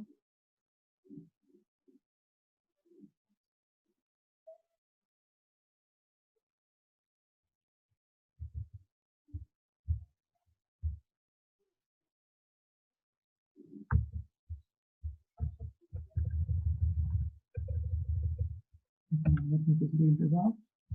All material activities in the world are being conducted under the three modes of material nature. Although these three modes of nature are emanations from the Supreme Lord Krishna, he is not subject to them. For instance, under the state laws, one may be punished, but the king, the lawmaker, is not subject to that law. In Vedic Dharma, it is not that the king is absolutely above. So this is a partial example. But with Krishna, it is absolute. Similarly, all the modes of material nature, goodness, passion, and ignorance, are emanations from the Supreme Lord Krishna. But Krishna is not subject to material nature. Therefore, he is nirguna, which means that these gunas are modes, although issuing from him, do not affect him. That is one of the special characteristics of Bhagavan or the Supreme Personality of Godhead. We learn that from here.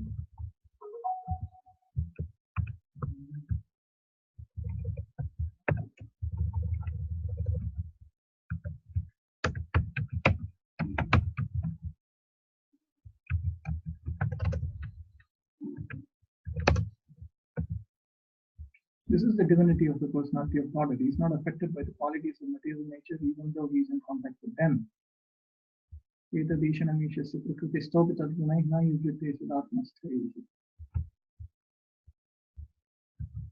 it's one of the features of Bhagavan.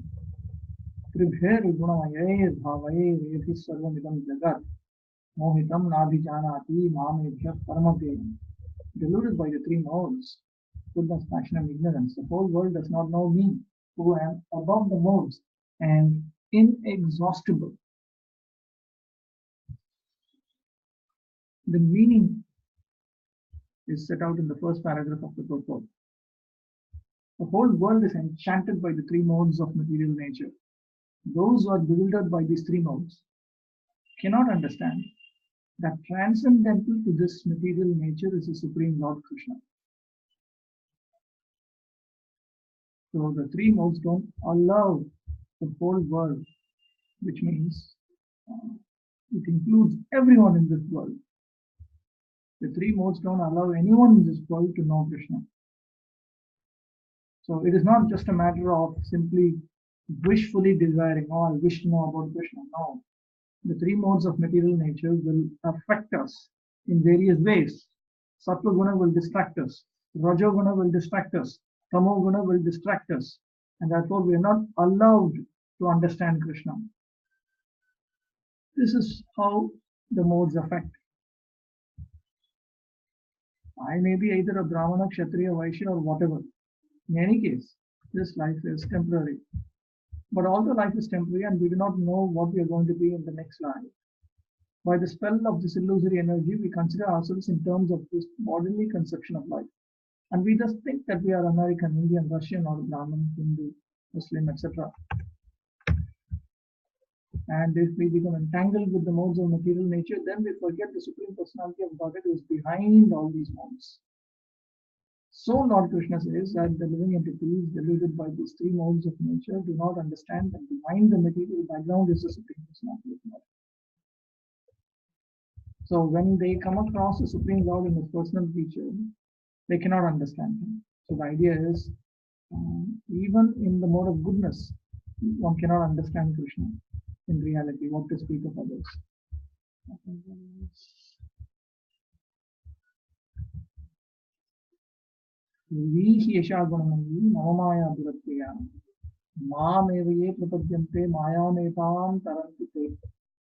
This divine energy of mind, consisting of the three modes of material nature, is difficult to overcome.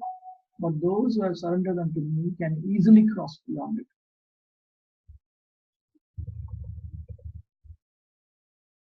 Why does Lord Krishna refer to Maya, consisting of the three modes of material nature, is Maya, Mahamaya?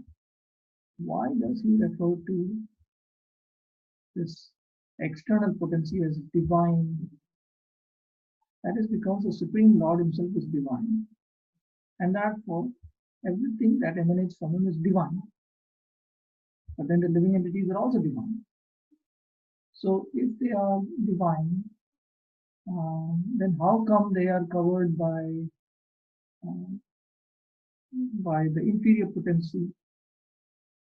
See, Lord Krishna had pointed out that he possesses two prakritis: inferior prakriti, matter, and superior prakriti, or the living entities. Then how come the superior energy is now under the control of the inferior potency? That has happened by Krishna's will. It has happened by Krishna's will. inferior material nature is defined herein as divine nature due to its divine connection and movement by the divine will. Being conducted by divine will, material nature, although inferior, acts so wonderfully in the construction and destruction of the cosmic manifestation. So the idea is, just as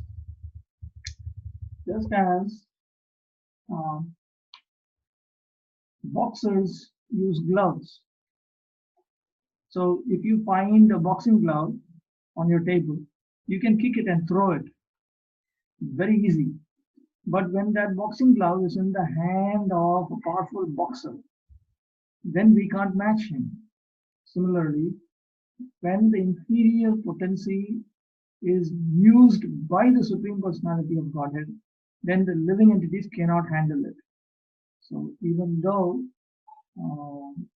the external potency is inferior to the marginal potency, when Lord Krishna punishes the marginal potency using the external potency, then that is something the living entities cannot handle.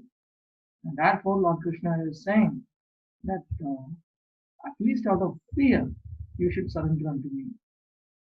That is the indication. Because you cannot deal with Maya. Meaning, when I take charge of Maya to deal with you, you cannot deal with her. But those who are surrendered unto me can easily cross beyond it. Why does he have such an arrangement? He has such an arrangement because he is compassionate to those who have surrendered unto him. A man bound by the hands and feet cannot free himself. He must be held by a person who is unbound. Because the bound cannot help the bound, the rescuer must be liberated. Therefore, only Lord Krishna or his bona fide representative, the spiritual master, can release a conditioned soul. Without such superior help, one cannot be free from the bondage of material nature. Devotion service of Krishna consciousness can help one gain such relief. Krishna, being the Lord of the illusory energy, can order this insurmountable energy to release the conditioned soul. He orders this release out of this causeless mercy on the surrendered soul, and out of his paternal affection for the living entity, who was originally a beloved son of the Lord. Therefore, surrender unto the lotus feet of the Lord is the only means to get free from the clutches of the stringent material nature. So when we take shelter of Lord Krishna orders Maya. Because the question might arise, if Mahamaya is insurmountable, if Mahamaya is insurmountable, then she remains insurmountable even if you surrender unto Lord Krishna, isn't it? No, she is insurmountable by Krishna's desire. When Krishna changes his desire to in his relationship with us individually, when Krishna changes his desire, then Mahamaya is no longer a threat. And when Krishna says, those who surrender unto me, he is specifically referring to himself and his Vishnu Tattva expansions. He is not talking about demigods up to Lord Brahma or Shiva. Although Brahma and Shiva are greatly elevated and are almost on the level of Vishnu, it is not possible for such incarnations of Rajoguna passion and Tamoguna ignorance to release the conditioned soul from the clutches of Maya. This is because only Vishnu is the master of Maya. None of the other worshipable Vedic deities are masters of Maya. Okay, any questions? No. Okay, any questions so far?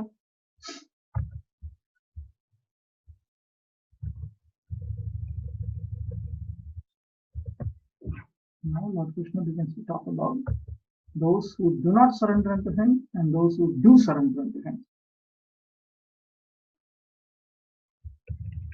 Srila Vishwanath Chakravarti Thakur has remarked that surrender unto the Supreme Lord, as it is described in these series of verses, refer to at least engaging in this sort of Krishna consciousness. Pradhani Bhuta Bhakti, when one spends most of his time in the activities of Bhajana Kriya. That is what is meant by surrender unto the Supreme Lord. Namam dushkritino mudha prapadyante naradhama mayapahkrita jnana asuram bhavam ashita. Those miscreants who are grossly foolish, who are lowest among mankind, whose knowledge is stolen by illusion and who partake of the atheistic nature of demons, do not surrender unto me. So, who don't surrender unto Krishna? The miscreants don't surrender unto Krishna. Who are the miscreants? The miscreants are actually intelligent people, but they are sinful people. Kriti means one who has performed meritorious work. The atheist plan maker is sometimes very intelligent and meritorious also, because any gigantic plan, good or bad, must take intelligence to execute. But because atheist brain is improperly utilized in opposing the plan of the Supreme Lord, the atheistic plan maker is called dushkriti, which indicates that his intelligence and efforts are misdirected. So these dushkritinaha are sinful people. The Baladev Vidyabhushana explains, and the Sridhar Swami also explains. These refer to those who do not accept Vedic authority. These are sinful people. And more than that, there are even people who accept Vedic authority but who don't surrender unto the Supreme Lord at all. At all. 4 categories. Grossly foolish, lowest among mankind, one whose knowledge is stolen by illusion, and those who partake of the atheistic nature of demons. The Moodhas are just plain materialistic fools who think that you have to work hard in order to become rich and then enjoy sense enjoyment. This is what they think. This is the all in all. This is the position of the foolish fruity worker who does not know for whom he should work. He does not know that karma or action is meant for yajna or sacrifice. Another class, dushkriti. Another class are the naradhamas. The naradhamas, they are the lowest of mankind. What is the meaning of that? Those who are socially and politically developed, where there are no religious principles, must be considered naradhama. This civilized form of human life is meant for man's reviving the lost consciousness of his eternal relation with the Supreme Truth, the personality of Godhead Sri Krishna, who is all powerful. Whoever loses this chance is classified as a naradhama.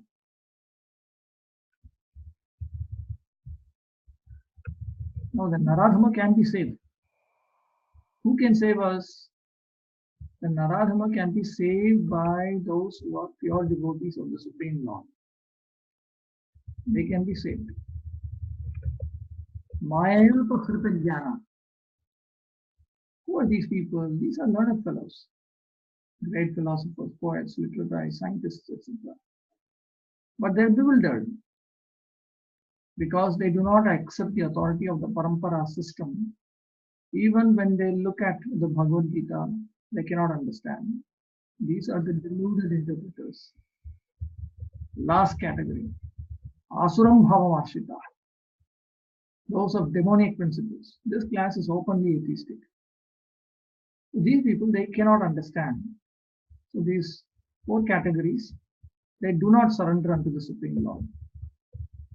Then there are 4 categories of people who do surrender unto the Supreme Lord. Chaturvidha bhajante mam jana sukritino arjuna artho jigyasura arthati jnani cha bharatarshadha. O best among the Bharatas, 4 kinds of pious men begin to render devotional service unto me: the distressed, the desirer of wealth, the inquisitive, and he who is searching for knowledge of the Absolute.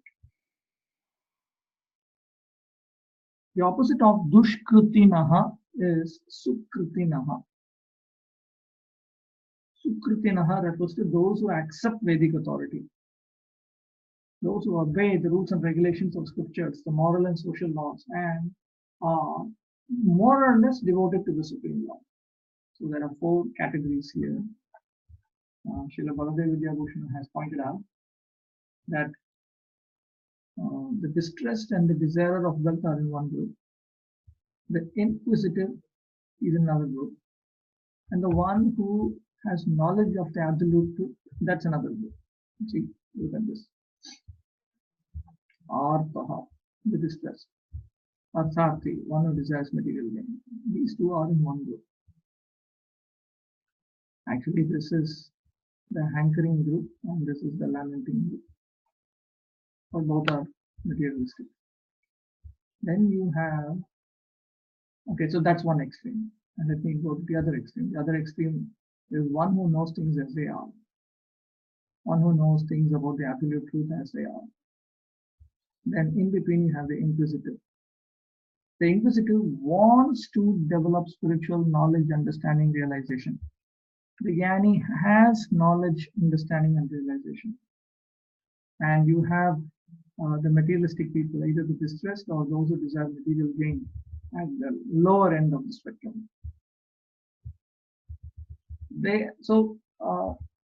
You can say that the distressed, those in need of money, those who are inquisitive, these people are impure. Now, even amongst those who have knowledge, there are actually 2 types. You have the person who has knowledge of the impersonal Brahman, and you have the person who has knowledge of the Supreme Personality of Godhead. The Acharyas have taken it in both ways. Srila Baladev Vidyabhushan takes this Jnani to be one who is in knowledge of the Supreme Personality of Godhead. That a person who is in knowledge of the Supreme Personality of Godhead is a pure devotee. But a person who has knowledge of Brahman or Paramatma is not necessarily, one who is in knowledge of Brahman, he's not a pure devotee. But at least he has come to the mode of goodness. So you can say he is contaminated by the mode of goodness. That person would be called a Brahma Jnani. Whereas a person who is in knowledge of the Supreme Personality of Godhead is called the Bhagavad-Jnani. The Bhagavad-Jnani is a pure devotee, whereas the Brahma-Jnani, he is in the mode of goodness. He is in the mode of goodness. Okay. These persons come to the Supreme Lord for devotion service under different conditions. These are not pure devotees because they have some aspiration to fulfill an exchange for devotion service. In other words, they are hankering for something. They are not coming to serve the Supreme Lord in order to make him happy and period. They are coming in order to please the Supreme Lord so that he, out of his magnanimous nature, would award them different things. Now, these are pious. So when they're in distress, they turn towards Krishna, which is natural. Those who are devotees of Lord Krishna, when they are in distress, it is natural that they will turn towards him. So they turn towards him, and Krishna in fact deals with them favorably also. But that is not pure devotional service. One should render transcendental loving service to the Supreme Lord Krishna favorably and without desire for material profit or gain through fruitive activities or philosophical speculation. That is called pure devotional service. When these 4 kinds of persons come to the Supreme Lord for devotional service and are completely purified by the association of a pure devotee, they also become pure devotees. Now, what about the miscreants? Prabhupada explains that when a miscreant becomes distressed, he doesn't surrender to God. When a miscreant becomes inquisitive, he doesn't surrender to the Lord. When he desires wealth, he doesn't surrender to the Lord, and so on. Only when pious people, those who accept Vedic authority, when they become distressed, they come towards the Lord. When they want money, they come towards the Lord. When they become spiritually inquisitive, they come towards the Lord. When they search for realization of the Supreme Absolute, when they know things as they are, then they come to the Supreme Lord. So what happens to the miscreants? Well, the miscreants can take to devotional service, but it's very difficult. As far as the miscreants are concerned, for them devotional service is very difficult because their lives are selfish, irregular, and without spiritual goals. But even some of them, by chance, when they come in contact with the pure devotee, also become pure devotees. So if we, prior to our Krishna consciousness, if we were miscreants, we should understand that devotion service might be difficult because we are trying to move from a selfish, irregular, and totally non-spiritual lifestyle to a process of devotion service. But when we do become fortunate to come in contact with pure devotees of the Supreme Lord, instructions of pure devotees of the Supreme Lord, then the gateway is open. Otherwise, it's practically speaking, devotion service is very, very difficult. Unless one comes in contact with the teachings of a pure devotee, it's very difficult. This is not necessarily the case for those who are in pious environments. This is a further reason for us to expand our preaching. Tesham jnani niti yukta eka bhaktir vishishyate. Priyo hi jnaninotyartham aham sacham mama priya. Please, the one who is in full knowledge and who is always engaged in pure devotion service is the best, for I am very dear to him and he is dear to me.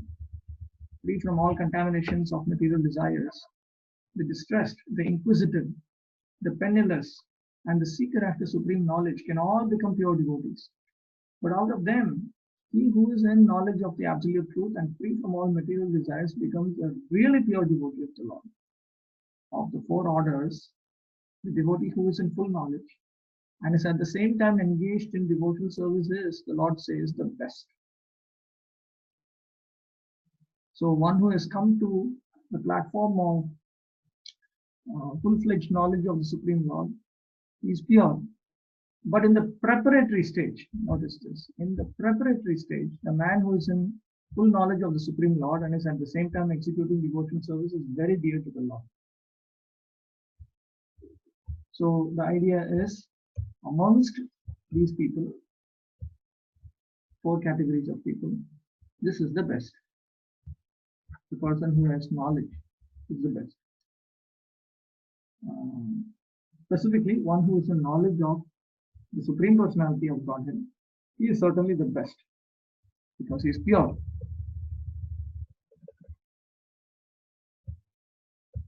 Okay, any questions so far?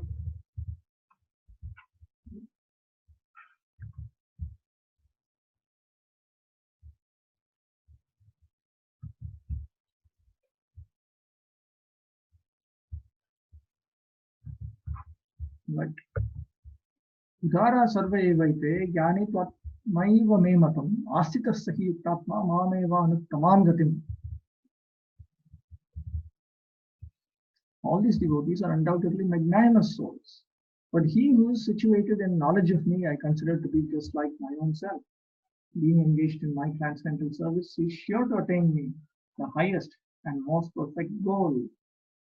So Lord Krishna doesn't simply criticize those who are not in the jnani category. He accepts that they are all magnanimous, they're all good, he likes them,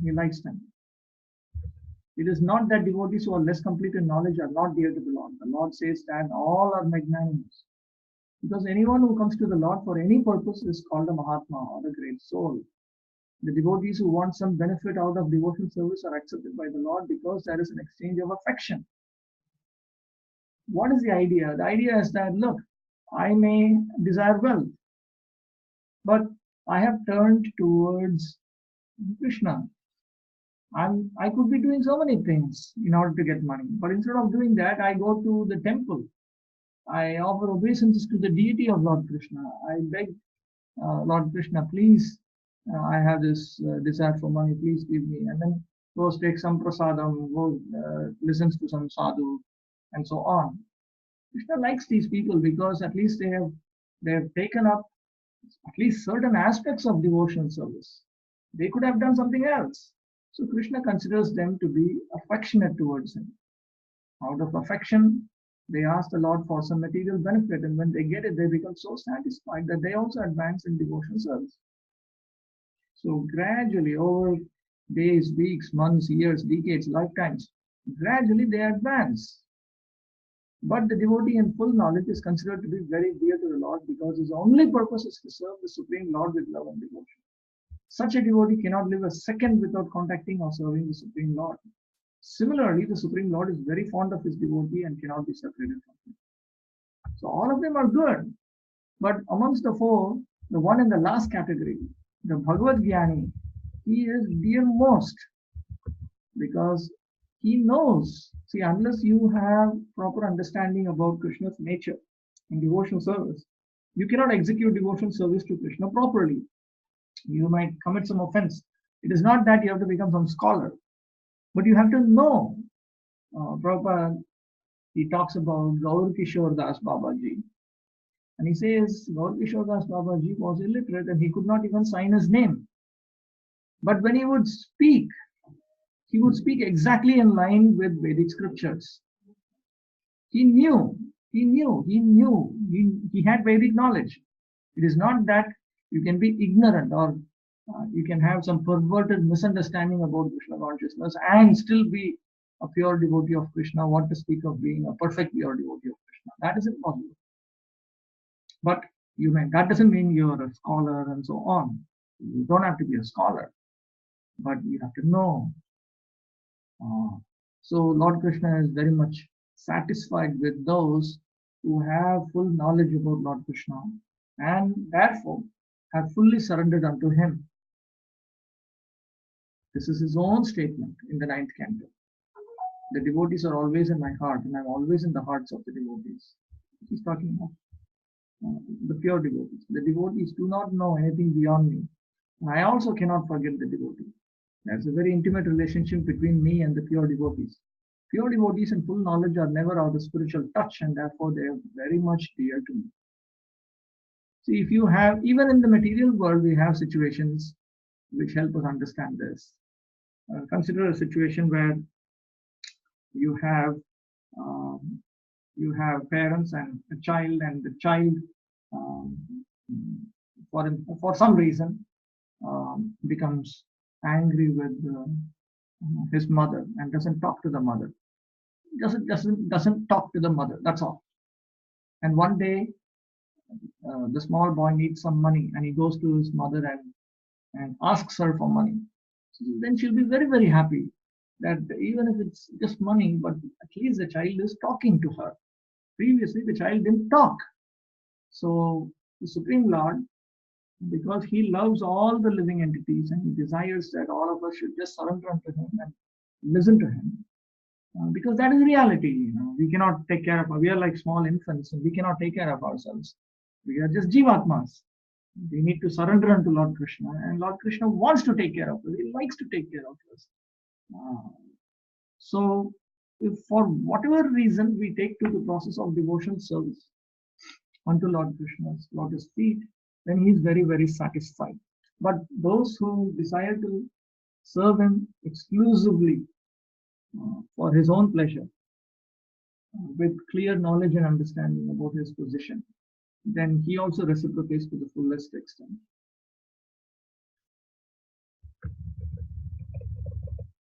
Acharya Baladev Vidyabhushan says, then what does it mean? So is there no then what about those who turn towards Krishna, they with a materialistic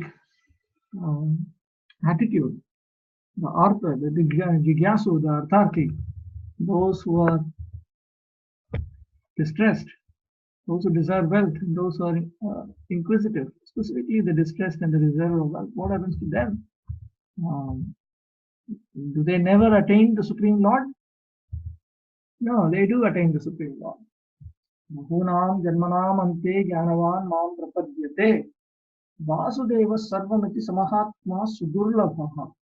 After many births and deaths, he who is actually in knowledge surrenders unto me, knowing me to be the cause of all causes and all that is. Such a great soul is very rare. Read it out. This is a very beautiful explanation.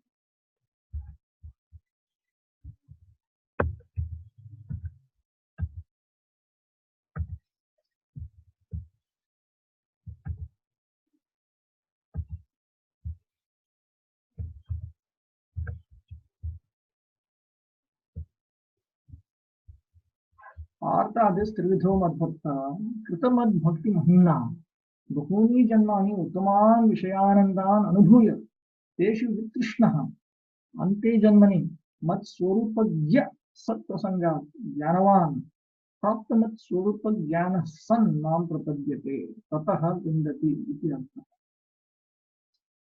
So he explains that the first three types of devotees, the distressed, the one seeking wealth, and the inquisitive, they are devotees of Lord Krishna.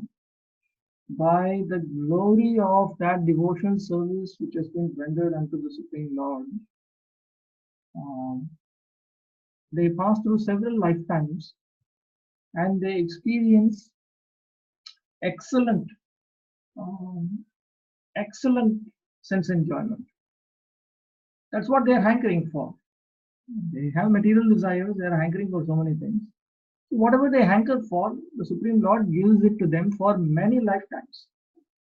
So it is not that now when one goes to Lord Krishna and says, please, and very faithfully engages in devotional service to please him, but with the idea that you please make me rich or make me a celebrity or something.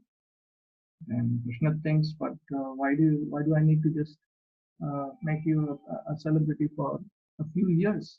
For a few lifetimes, I'll make you rich, a very rich celebrity, or I'll give you some great celestial status. Prabhupada often gives the example that if you go to a very charitable millionaire and you ask for something very paltry, then he feels sorry, and because he's got a very high standard of luxury. So it is something like that. So having experienced celestial bliss of sense enjoyment, excellent sense enjoyment for several lifetimes, then one becomes bored with them, one loses the taste for them. Then in the final lifetime, he comes in contact with Vaishnava saint who knows Lord Krishna in truth. And such a person makes this person into a Jnani. That is the fourth category. Jnanavan is the same as the Jnani, which means he himself knows Lord Krishna in truth. He has become a Bhagavad-gita. And then he surrenders unto the Supreme Lord, and then he attains the Supreme Lord. So that the reason why it takes so long is simply because we are distracting ourselves by our material desires. So he realizes the Supreme Lord at that point in time. What exactly does he realize? Now here the Mayavadis come and say he realizes that Vasudeva is Sarvam, Vasudeva is Sarvam. He realizes that everything is Krishna. But actually he doesn't realize everything is Krishna, but he realizes that everything is controlled by Krishna. This is another metonym. He becomes attached to the Supreme Personality of Godhead and surrenders to him. At that time, one can understand that Lord Sri Krishna's mercy is everything, that he is the cause of all causes, and that this material manifestation is not independent from him. He realizes the material world to be a perverted reflection of spiritual variegatedness, and realizes that in everything there is a relationship with the Supreme Lord Krishna. Thus, he thinks of everything in relation to Vasudeva or Sri Krishna. Such a universal vision of Vasudeva precipitates one's full surrender to the Supreme Lord Sri Krishna as the highest goal. Such surrendered great souls are very rare. So he realizes that everything depends on Lord Krishna for its existence and its function. And here, Acharya Baladev Vidyabhushan has given a parallel passage from the Chandogya Upanishad to explain the sort of language that Lord Krishna has used. And he says, just as it is stated that the various senses, because the senses require the life air in order to function, the senses are identified with the life air. So like that, because everything in material existence is dependent on the Supreme Lord Krishna, Vasudeva. Therefore, everything has been identified with Lord Krishna.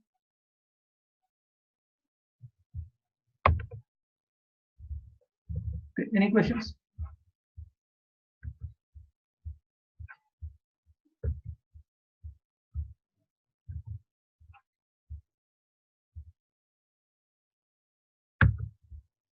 कामैस्तैः हृतज्ञानाः उपद्यन्तेऽन्यदेवता तं तं नियममास्थाय प्रकृत्या नियता स्वया. Those whose intelligence has been stolen by material desires surrender unto demigods and follow the particular rules and regulations of worship according to their own natures.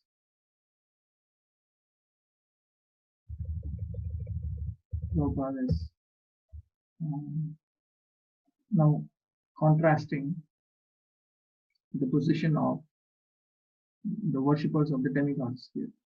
Those who are free from all material contamination surrender unto the Supreme Lord and engage in his devotional service.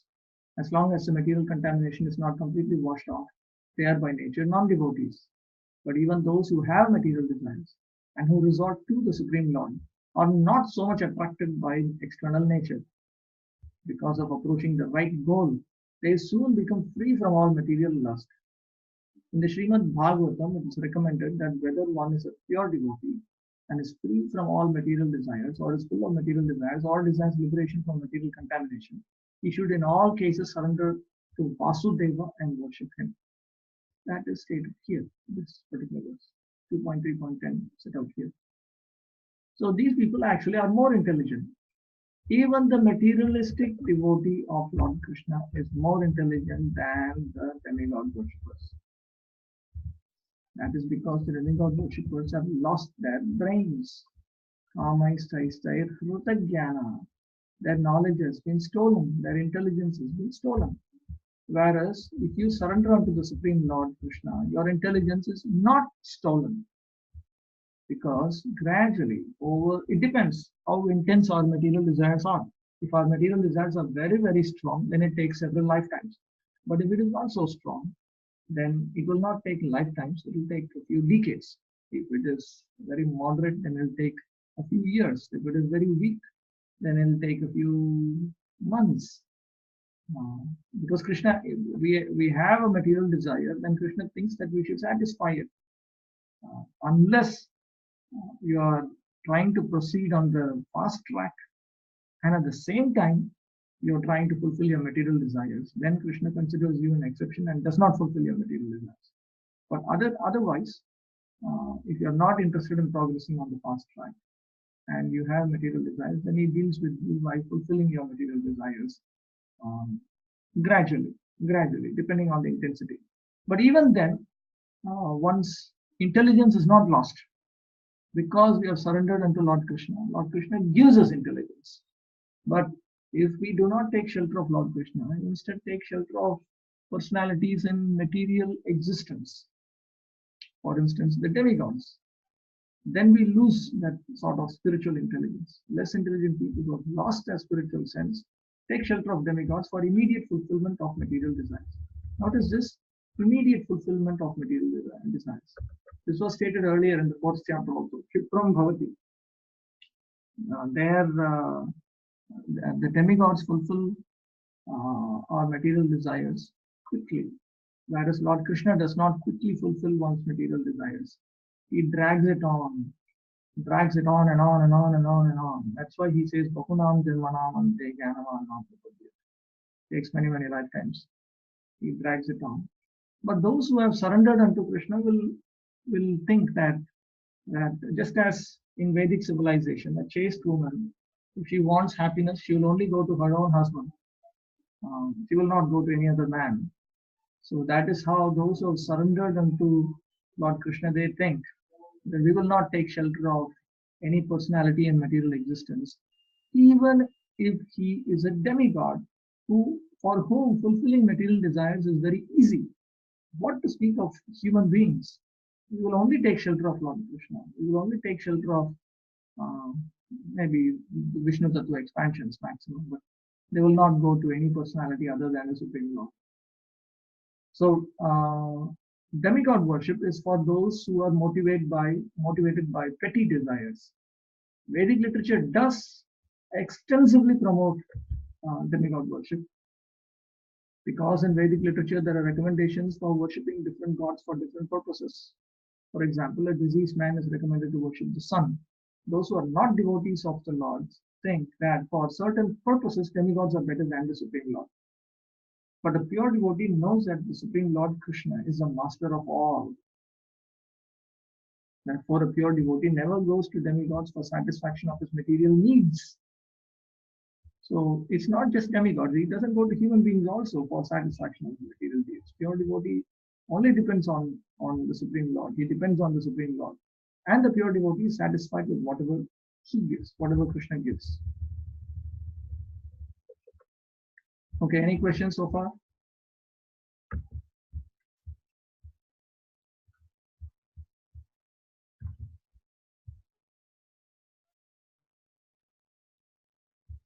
All right.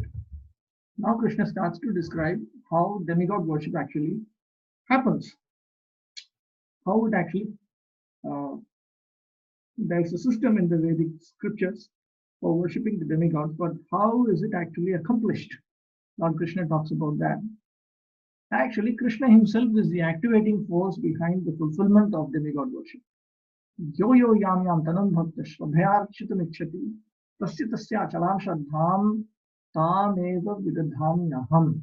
I'm in everyone's heart as a super soul. As soon as one desires to worship some demigod, I make his faith steady so that he can devote himself to that particular deity. So if one wants to worship a demigod who is presented in the Vedic scriptures, Krishna as a super soul convinces him that he should worship that particular deity. Why does he do this? He does this for those who are too much averse to himself. Both the living entity and the demigods are subordinate to the will of the Supreme Personality of Godhead. Therefore, the living entity cannot worship the demigod by his own desire, nor can the demigod bestow any benediction without the Supreme will. As it is said, not a blade of grass moves without the will of the Supreme Personality of Godhead. Generally, persons who are distressed in the material world go to the demigods, as they are advised in Vedic literature. Now, this is not a silly activity. This is actually a very practical activity. The demigods have the potency to manipulate our karmic reactions, something that no human being can do. For instance, let us say you're extremely poor, and according to your karmic history, you are poor not only in this lifetime, but you'll be poor for the next 75 lifetimes. So now, and you have material desires. Now, as long as we have material desires, there is no question of, now, let's say not just you just have material desires, you are interested in fulfilling your material desires. You are interested in pursuing your material desires. So as long as we are interested in pursuing our material desires, there is no question of liberation from our karmic history. So now, I'm poor now, and I'm poor for the next 74 lifetimes, totally 75 lifetimes. If I worship Ganapati properly, according to the system, and if Lord Ganapati is actually satisfied with me, he just presses one button and I can become rich. Of course, that's an arrangement that whatever the demigods do, it will never go beyond our karmic reactions. But he has the ability to manipulate our karmic reactions. He will take some karmic reaction which is destined to fructify after 75 lifetimes when I am supposed to become a millionaire, and he can give that to me now. Or he can even make me a half millionaire now, if he so desires. Now, no human being can do things like that. This is much more effective than taking help of human beings. Therefore, even though it is material, it is superior to any human endeavor. These are called Daiva endeavors, divine help, celestial help, not divine in the sense of transcendental, but celestial, superhuman. They can easily do these things. A person wanting some particular thing may worship such and such a demigod. For example, a diseased person is recommended to worship the sun god. A person wanting education may worship the goddess of learning Saraswati, and a person wanting a beautiful wife may worship the goddess Uma, the wife of Lord Shiva. In this way, there are recommendations in the Shastras, various scriptures for different modes of worship of different demigods. And because a particular living entity wants to enjoy a particular material facility, the Lord inspires him with a strong desire to achieve that benediction from that particular demigod. And so he successfully receives the benediction. The particular mode of the devotional attitude of the living entity toward a particular type of demigod is also arranged by the Supreme Lord. The demigods cannot infuse the living entities with such an affinity, but because he is the Supreme Lord or the Super Soul present in the hearts of all living entities, Krishna gives impetus to man to worship certain demigods. The demigods don't do these things, nor do you require the demigod's help in order to progress in Krishna consciousness. But you require Krishna's help in order to succeed in demigod worship. So, Krishna's role in demigod worship, which is so prominent in Vedic literature, is brought out by Lord Krishna here to help us understand that Krishna stays in the background and he is the active force even though he stays in the background. Sattaya shraddhaya yukta tasya radhanam ihate labhate cha tatah kaman mayaiva vihitan hitan. Endowed with such a faith, he endeavors to worship a particular demigod and obtains his desires. But in actuality, these benefits are bestowed by me alone. Again, consider the example of a small boy. Somehow or other, he doesn't talk to his mother. And let us say we are talking of a rich family. And let us say that the mother has a maidservant. Now, this boy may not talk to the mother, but he may at least talk to the maidservant. So the mother instructs the maidservant, now you provide, if my son asks you for this, then you give this. So who's actually providing? It's the mother who's providing. But the mother is providing to a child who has become averse to her. That is the same situation we have with demigod worship. Krishna has intentionally put himself in the background, even though he is the active force behind the fulfillment of demigod worship. He has put himself in the background just because of our aversion to him. That's all. The demigods cannot award benedictions to their devotees without the permission of the Supreme Lord. The living entity may forget that everything is the property of the Supreme Lord, but the demigods do not forget. The demigods are all Vaishnavas, so they do not forget. So the worship of demigods and the achievement of desired results are due not to the demigods, but to the Supreme Personality of Godhead by arrangement. The less intelligent living entity does not know this, and therefore he foolishly goes to the demigods for some benefit. But the pure devotee, when in need of something, prays only to the Supreme Lord. Asking for material benefit, however, is not a sign of a pure devotee. A living entity goes to the demigods usually because he is mad to fulfill his lust. This happens when something undue is desired by the living entity and the Lord himself does not fulfill the desire. So when we, when we become unintelligent, when we lose our intelligence, then we go to the demigods. If we accept Krishna's authority in the form of Vedic Dharma, if we do not even accept Vedic authority, and we try to fulfill our material desires, then we don't even go to the demigods. Then we try to grab things ourselves, which is actually criminal. That is actually criminal. Just like if you are put in jail, if you want something, it is normal to ask the jail warden for something. The best thing is to get out of that prison, specifically if they have some procedure by which you can get out, a legal procedure by which you can do something and satisfy the government and get out. That is the best. If you cannot do that, at least listen to the warden. Stand in queue, take your plate, clean your bed. Just do what you're told. If you can't even do that, then that's a criminal inside the prison. So by Vedic calculation, those who pursue material desires without going to the demigods are considered just demoniac. Actually, they're not even just considered ordinary fools. They're considered people who don't even know how to benefit themselves materially. it is best to desire for liberation from the Supreme Lord. But if one can't do that, then one can pray to the Supreme Lord himself for material, to fulfill our material desires. Because then Krishna himself takes charge. But if one goes to the demigods, that is a compromise in the principle of on the principles of pure devotional service. And Srila Narottam Das Thakur has clearly said that Lord Chaitanya's followers should never ever take shelter of any demigod. It is obviously understood that we should not take shelter of any human being, because that is simply useless. No human being can satisfy all of our material propensities.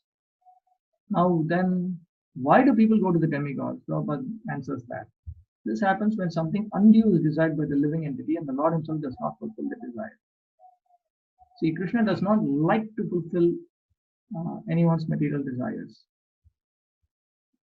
Like the demigods, Krishna doesn't behave with his devotees the way demigods behave with their devotees. So Krishna does not fulfill, he is not eager to fulfill. But then what about those who are materialistic devotees of the Supreme Lord? The materialistic devotees of the Supreme Lord also know this. But because they are affectionate towards Krishna, they don't know who else to go to, and therefore they go to Krishna. And Krishna appreciates that and likes that. And therefore, for Lord Krishna to give some material benediction is child's play for him. It's nothing. For instance, if you look at Srimad Bhagavatam, you have various instances. Let us take the instance of Kardama Muni. Kardama Muni had a desire to have a very pleasing wife. He was the son of Lord Brahma. He could have done different things. He was a yogi. In his yogic meditation, he already saw Devahuti. He could have gone and proposed to her, marry me. He did not do that. He could have gone to Parvati. Parvati is his sister-in-law. Parvati is in charge of the wife department. And he could have asked her, I need a wife, please give me a wife.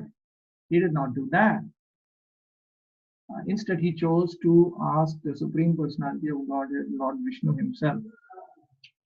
And he spent 10% of his life engaged in the Yuga Dharma of that Yuga in order to satisfy the Supreme Lord. And with great repentance, he asked the Supreme Lord for a wife. With repentance, not with great self-confidence, but with repentance. He repented. But the Supreme Lord liked Kardama so much because of his attitude that he himself became his son. He became his son, and within 2 days, Devahuti was his wife. So that kind of benediction one cannot get unless one satisfies Krishna himself. Therefore, when devotees of Lord Krishna are disturbed by material desires, they prefer to take shelter of Krishna himself, knowing very well that material desires are incompatible with spiritual progress. They know that.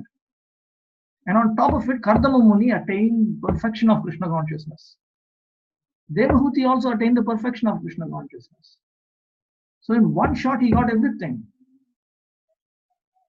So that is something which one cannot get if one goes to a demigod, and certainly one cannot get it if one just goes to some human being.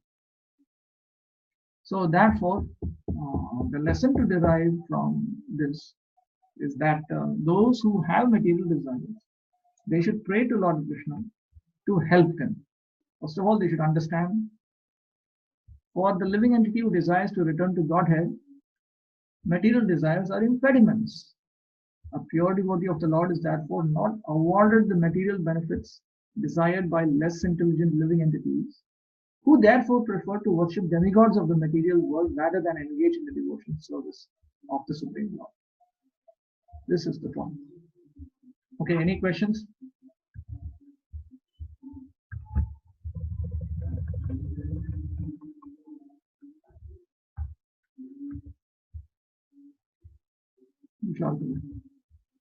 Prabhu, Yeah.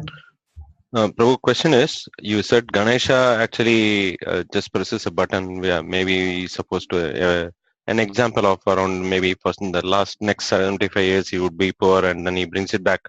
So my question is that since the wealth also is predestined in one sense, right, for an individual living entity, what he is enabled for, he will get it, or entitled for, he will get it. So does it mean that it's just a preponement of someone's quota? Yes, exactly. That's Or- what the demigods Okay. do. In fact, that is Okay. what all these, we hear about astrological remedies, pariharas. Yeah, prayaschitam and pariharas. Yeah, we also hear about vastu pariharas. Hmm. All of them. In fact, any good and honest sattvic astrologer or vastu specialist who has studied the scriptures, he'll honestly tell you that these are just pariharas. In fact, when I had to meet one astrologer at some point, a good astrologer, learned astrologer, he told me that, what is this? You have entered the pathway of liberation and you've come to me. You're not you. You should just go to some spiritual place and chant Hare Krishna, Hare Rama, and study Bhagavatam. Actually, this is what he actually said. He said, "What, you know this? Why are you talking to me the way these people sitting in the queue? This is what they ask because they are in ignorance. But you have philosophical knowledge. You are aware of this. You should just get out. This is a lesson Lord Krishna is teaching you. You should just learn a higher lesson, and rather than get stuck at the lower level." So people know this. It's not that, and someone told me that his Vastu Guru, he also told him that these remedies, they are only preponing the auspicious results found within your karmic reactions. They don't. We don't have power to create sukriti. Nobody can create sukriti. It's only through activities. You have to engage in pious activities, and then you get sukriti for that, which fructifies in the form of material happiness. You engage in simple activities that creates dushkriti, which simple reactions which fructify in the form of material suffering. So this is known in Vedic. It's interesting, in Vedic civilization, there are several branches of knowledge. There's several branches. There's medicine, there is astrology, there is even temple architecture, there is political administration. But everyone knows these things. This is all like common knowledge. It's like general knowledge. So everywhere they know it. Like in astrology, in one of my in Ayurveda, one of my Ayurvedic doctors, he used to quote Purvakrita, what is that? Some words, I forget the words, but that it means that the diseases, any bodily disorder that we are experiencing, is due to previous sinful reactions, some sinful activity that we executed in some previous lifetime. So people know these things. They know these things. Sure, bro. Thanks.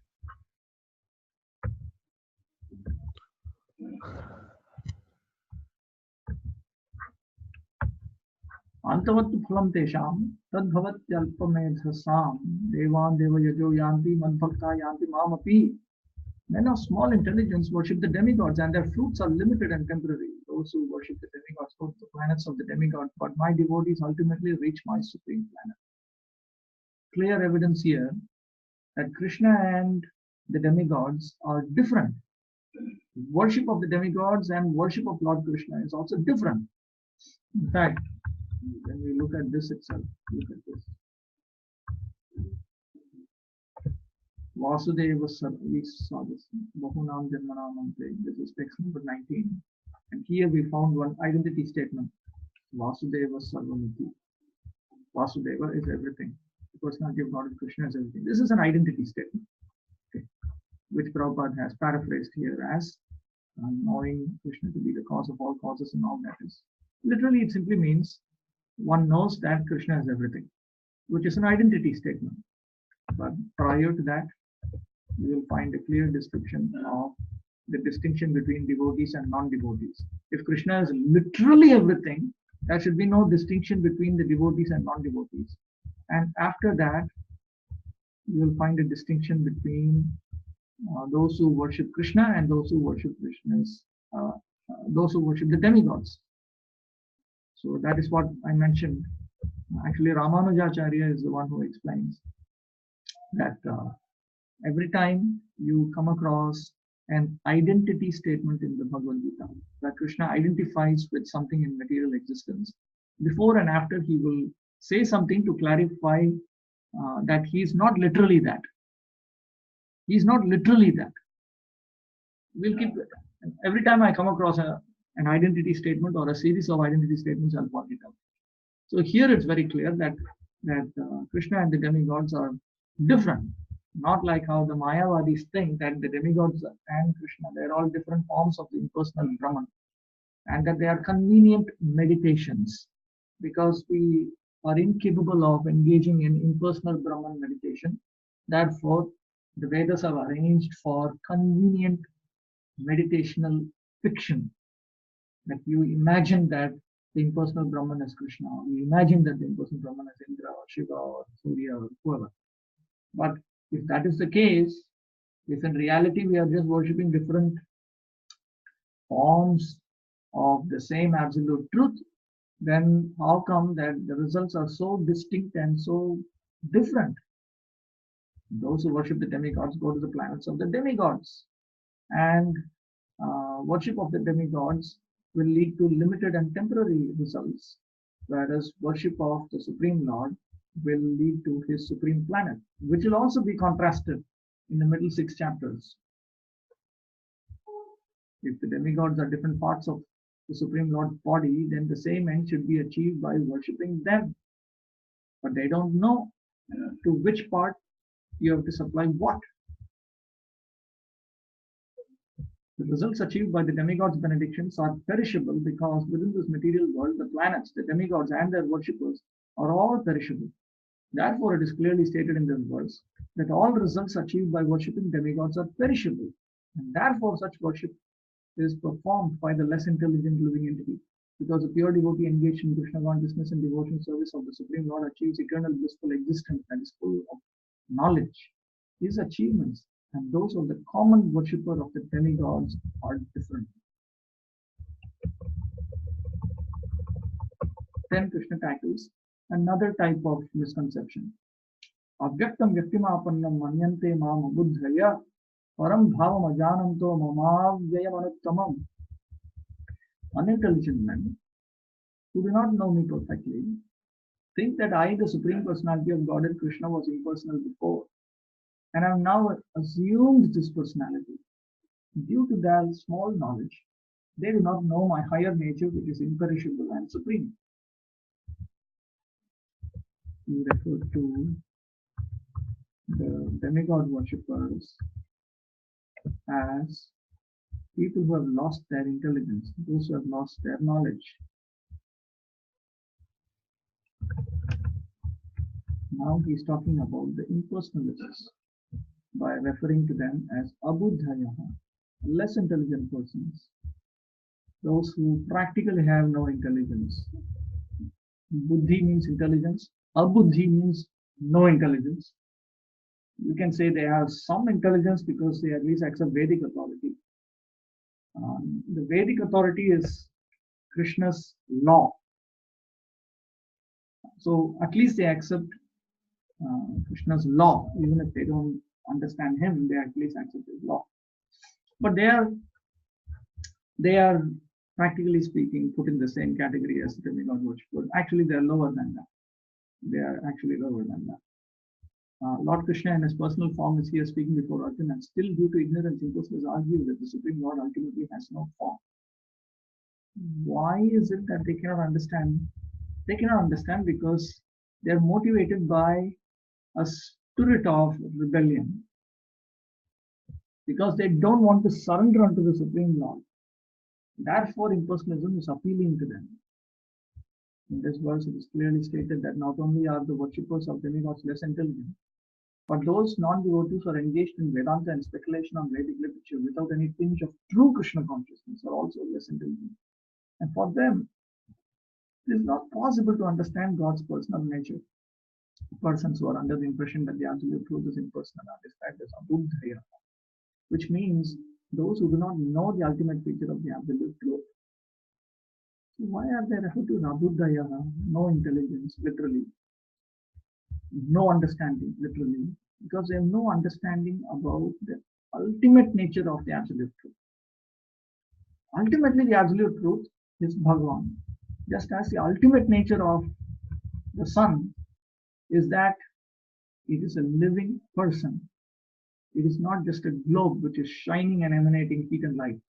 It is a person. It is a person. But of course, human beings cannot understand that. They are not allowed to understand that. Similarly, until we surrender unto Lord Krishna's lotus feet, we will not be allowed to understand that the source of the impersonal Brahmajyoti is a person. The fact is that no one can understand Krishna without rendering devotional service, without developing Krishna consciousness, as stated in Bhagavatam, which is stated by Lord Brahma. So these non-devotee impersonalists, they think that Krishna has a body made of this material nature, and that all of his activities, his form and everything are Maya. These impersonalists are known as Mayavadis. They do not know the ultimate truth. The Mayavadis, specifically contemporary Mayavadis, they think that Krishna and the demigods are on the same platform. Actually, strictly speaking, Shankaracharya, Adi Shankaracharya, the first original Shankaracharya, throughout his writings in the Upanishads, on the Vedanta Sutra and Bhagavad-gita, he makes it very, very clear that amongst all the Vedic deities, Vishnu is the supreme. He does not promote in his writings in the core Vedic scriptures. He does not ever say that Vishnu and the demigods are equal. He does not say that. In his own writings on the Upanishads and Vedanta Sutra and Bhagavad-gita, he does not say that. But it's only the his later followers, they started saying that all these different deities are on the same platform. But if we study Bhagavad-gita, it is very, very clear that the demigods are different from Krishna, because by worshipping the demigods, you attain a perishable result, and by worshipping Krishna, you attain an imperishable result. Maham prakasha sarvasya yogamaya samavritam mudhoyam nabhijanati loko mam ajamavyayam. I am never manifest to the foolish and unintelligent. For them, I am covered by my internal potency, and therefore they do not know that I am unborn and infallible. People cannot understand Lord Krishna by Krishna's own arrangement. You can say Krishna is covered by Yogamaya. He uses this very word Yogamaya right here. Yogamaya Samavritam, covered by Yogamaya, covered by internal potency. So now here, Acharya Vishwanath Chakravarti points out that when you say that Krishna is covered by Yogamaya, what does it actually mean? He says, just as when you say the sun is covered by the clouds, it doesn't mean that the clouds are actually, it doesn't mean that the clouds are actually enveloped the sun and covered it in that sense. What the clouds have done is they have come between the seer, the one who's looking at the sun, and the sun. The clouds have simply covered the vision of the seer. That's all. And therefore you don't see the sun. Similarly, when you say that Krishna is covered by Yogamaya, it is not that Krishna is not under the control of Mahamaya or Yogamaya. Acharya Vishwanath Chakravarti explains that Krishna is neither under the control of Mahamaya nor is he under the control of Yogamaya. So he is not covered by Mahamaya nor is he covered by Yogamaya. However, the vision of the conditioned souls is covered.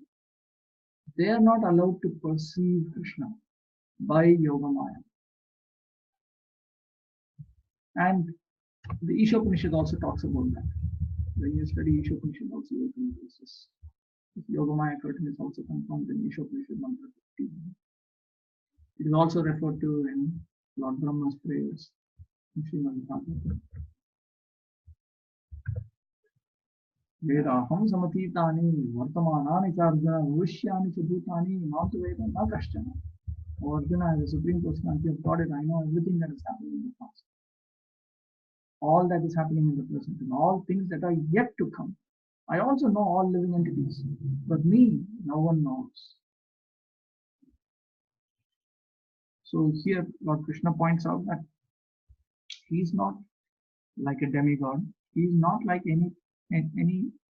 anyone in material existence. This is where the impersonalists make.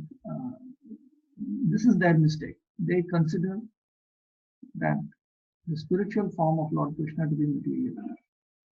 Now, Prabhupada repeatedly points out if Krishna's form were to be material, then he would have to change his body, and changing your body is what causes you to forget about your past life. Anyone with a material body cannot remember his past life, nor can he foretell his future life, nor can he predict the outcome of his present life. Therefore, he cannot know what is happening in past, present, and future. Unless one is liberated from material contamination, he cannot know past, present, and future. But because Lord Krishna is not in this category, therefore, he knows. His knowledge is not limited in any manner. Certainly, the transcendental body of Sri Krishna is not perishable. He is just like the sun, and Maya is like a cloud. In the material world, we can see that there is a sun, and that there are clouds and different stars and planets. The clouds may cover all these in the sky temporarily, but this covering is only apparent to our limited vision. The sun, moon, and stars are not actually covered. Similarly, Maya cannot cover the Supreme Lord. By his internal potency, he is not manifest to the less intelligent class of men.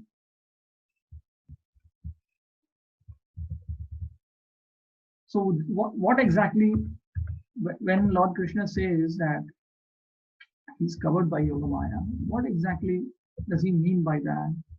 First of all, what it means is he knows everything. He is omniscient. What about the living entities who are repeatedly born in this world? This is their status. Ichha dvesha samuthena dvandva mohena bharata sarva bhutani sammoham sargeyanti parantapa. This sign of Bharata, O conqueror of the foe. All living entities are born into delusion, bewildered by dualities arisen from desire and hate.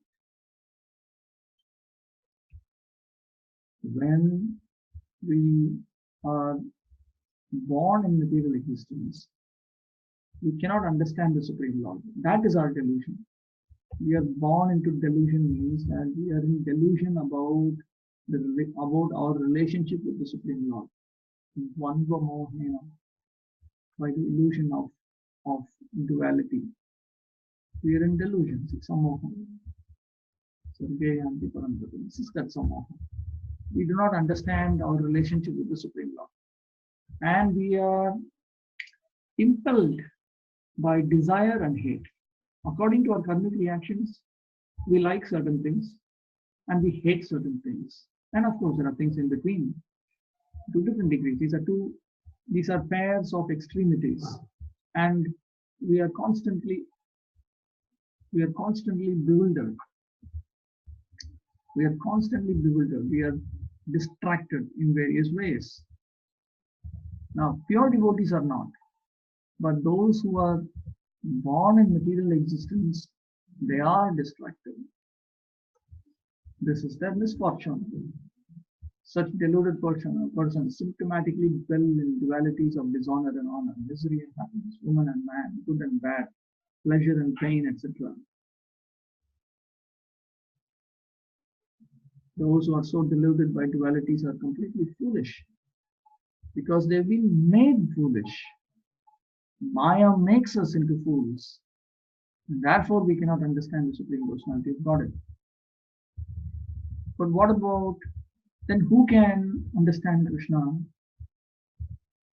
Yesham tu antagatam papam jananam punya karmanam te dvandva moha nirmukta bhajante mam dridham bhakta. Persons who have acted piously in previous lives and in this life, and whose sinful actions are completely eradicated, are freed from the dualities of delusion and they engage themselves in my service with determination. Notice this. They worship me with determination because their sinful actions are completely eradicated. These are the ones who are eligible to attain pure devotion service to the Supreme Lord in perfection. For those who are sinful, atheistic, foolish, and deceitful, it is very difficult to transcend the duality of desire and pain. Only those who have passed their lives in practicing the regulative principles of religion, who have acted piously and who have conquered sinful reactions, can accept devotion service and gradually rise to the pure knowledge of the Supreme Personality of Godhead. Then gradually they can meditate in trance on the Supreme Personality of Godhead. That is the process of being situated on the spiritual platform. This elevation is possible in Krishna consciousness in the association of pure devotees, or in the association of great devotees, one can be delivered from delusion. So when Lord Krishna says that those who have acted piously and their sinful reactions have gone away, they are freed from these dualities of delusion. It is understood that this is activated by submissive association with pure devotees of Lord Krishna. That is what is the catalyst. And then they can engage themselves in Krishna's service with determination. See, it is this determination that requires that we become completely free from sin. Prabhupada did say that the determination to serve Lord Krishna becomes weak when we keep engaging in sinful activities. Only when our sins are completely stopped, only then we can engage in devotional service to Krishna with determination. Until then, our service to Lord Krishna may continue on and off, on and off, on and off, but not steadily and not with determination. The determination to attain the perfection of Krishna consciousness, that will not come until we stop all sinful activity and offenses. Jara marana mokshaya mam ashritya yatanti ye te brahmatab viduh kritsnam adhyatmam karma chakyanam. Intelligent persons who are endeavoring for liberation from old age and death take refuge in me in devotional service. They are actually Brahman because they entirely know everything about transcendental activities.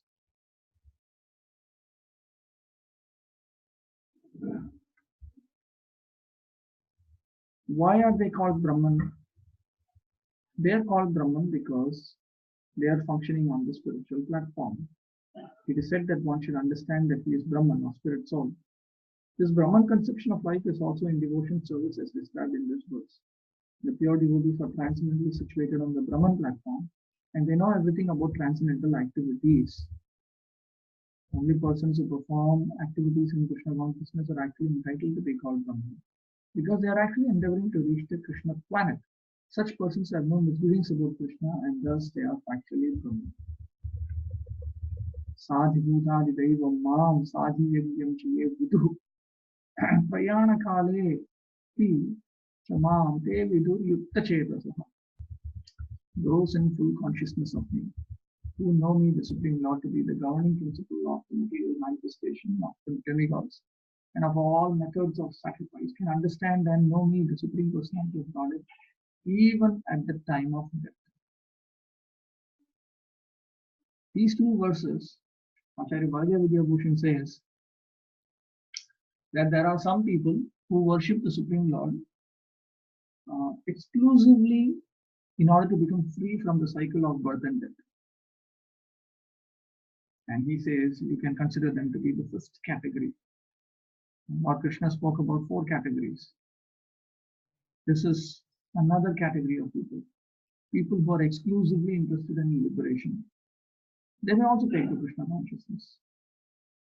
Now they need to know certain things, which has been spelled out in texts 29 and 30. And there are different words here which Lord Krishna uses. Brahma, Adhyatma, Karma,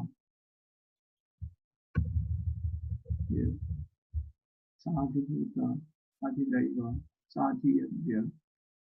And Krishna has also said that they will they can understand me and know me even at the time of death, even at the time of death. So Arjuna is going to ask about these particular 7 subject matters in the beginning of the next chapter. They need to know these things. Those who are taken to Krishna consciousness exclusively for liberation, meaning that they just want to be liberated and they don't really seriously think about serving and pleasing the Supreme Lord perpetually in the Lord's own kingdom. That means they are just interested in liberation. They need to know certain things. They need to get their facts right. They need to get their attitude right. For them, their sadhana is primarily internal. So they need to know these things correctly. Okay, here's the chapter summary. This 7th chapter particularly explains how one can become a fully Krishna conscious person. The beginning of Krishna consciousness is association of persons who are Krishna conscious. Such association is spiritual and puts one directly in touch with the Supreme Lord. And by His grace, one can understand Krishna to be the Supreme Personality of Godhead. See, that is the beginning of devotional service. The moment we forget Krishna as Supreme Personality of Godhead, that is the beginning of abhakti. Abhakti means that which is not devotional service. At the same time, one can really understand the constitutional position of the living entity and how the living entity forgets Krishna and becomes entangled in material activities. By gradual development of Krishna consciousness and good association, the living entity can understand that due to forgetfulness of Krishna, he has become conditioned by the laws of material nature. You can also understand that this human form of life is an opportunity to regain Krishna consciousness and that it should be fully utilized to attain the causeless mercy of the Supreme Lord. Many subjects have been discussed in this chapter. The man in distress, the inquisitive man, the man in want of material necessities, knowledge of Brahman, knowledge of Paramatma, liberation from birth, death, and diseases, and worship of the Supreme Lord. However, he who is actually elevated in Krishna consciousness does not care for the different processes. He simply directly engages himself in activities of Krishna consciousness and thereby practically attains his constitutional position as an eternal servitor of Lord Krishna. In such a situation, he takes pleasure in hearing and glorifying the Supreme Lord in pure devotion service. He is convinced that by his doing so, all his objectives will be fulfilled. This determined faith is called Dridha Vrata. Dridha Vrata. It appears here. Dridha Vrata. Dridha Vrata. With determination. They engage themselves in my service with determination. This determined faith is called Dridha Vrata. And it is the beginning of Bhakti Yoga or transcendental loving service. That is the verdict of all scriptures. The 7th chapter of the Bhagavad-gita is the substance of that conviction. So when we say Adav Shraddha, in the beginning of Bhakti Yoga, that is Shraddha, that is that faith. It is that faith. Okay, any questions?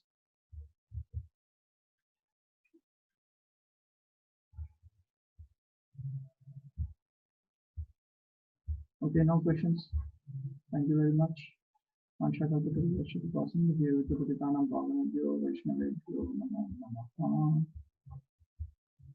come to the program.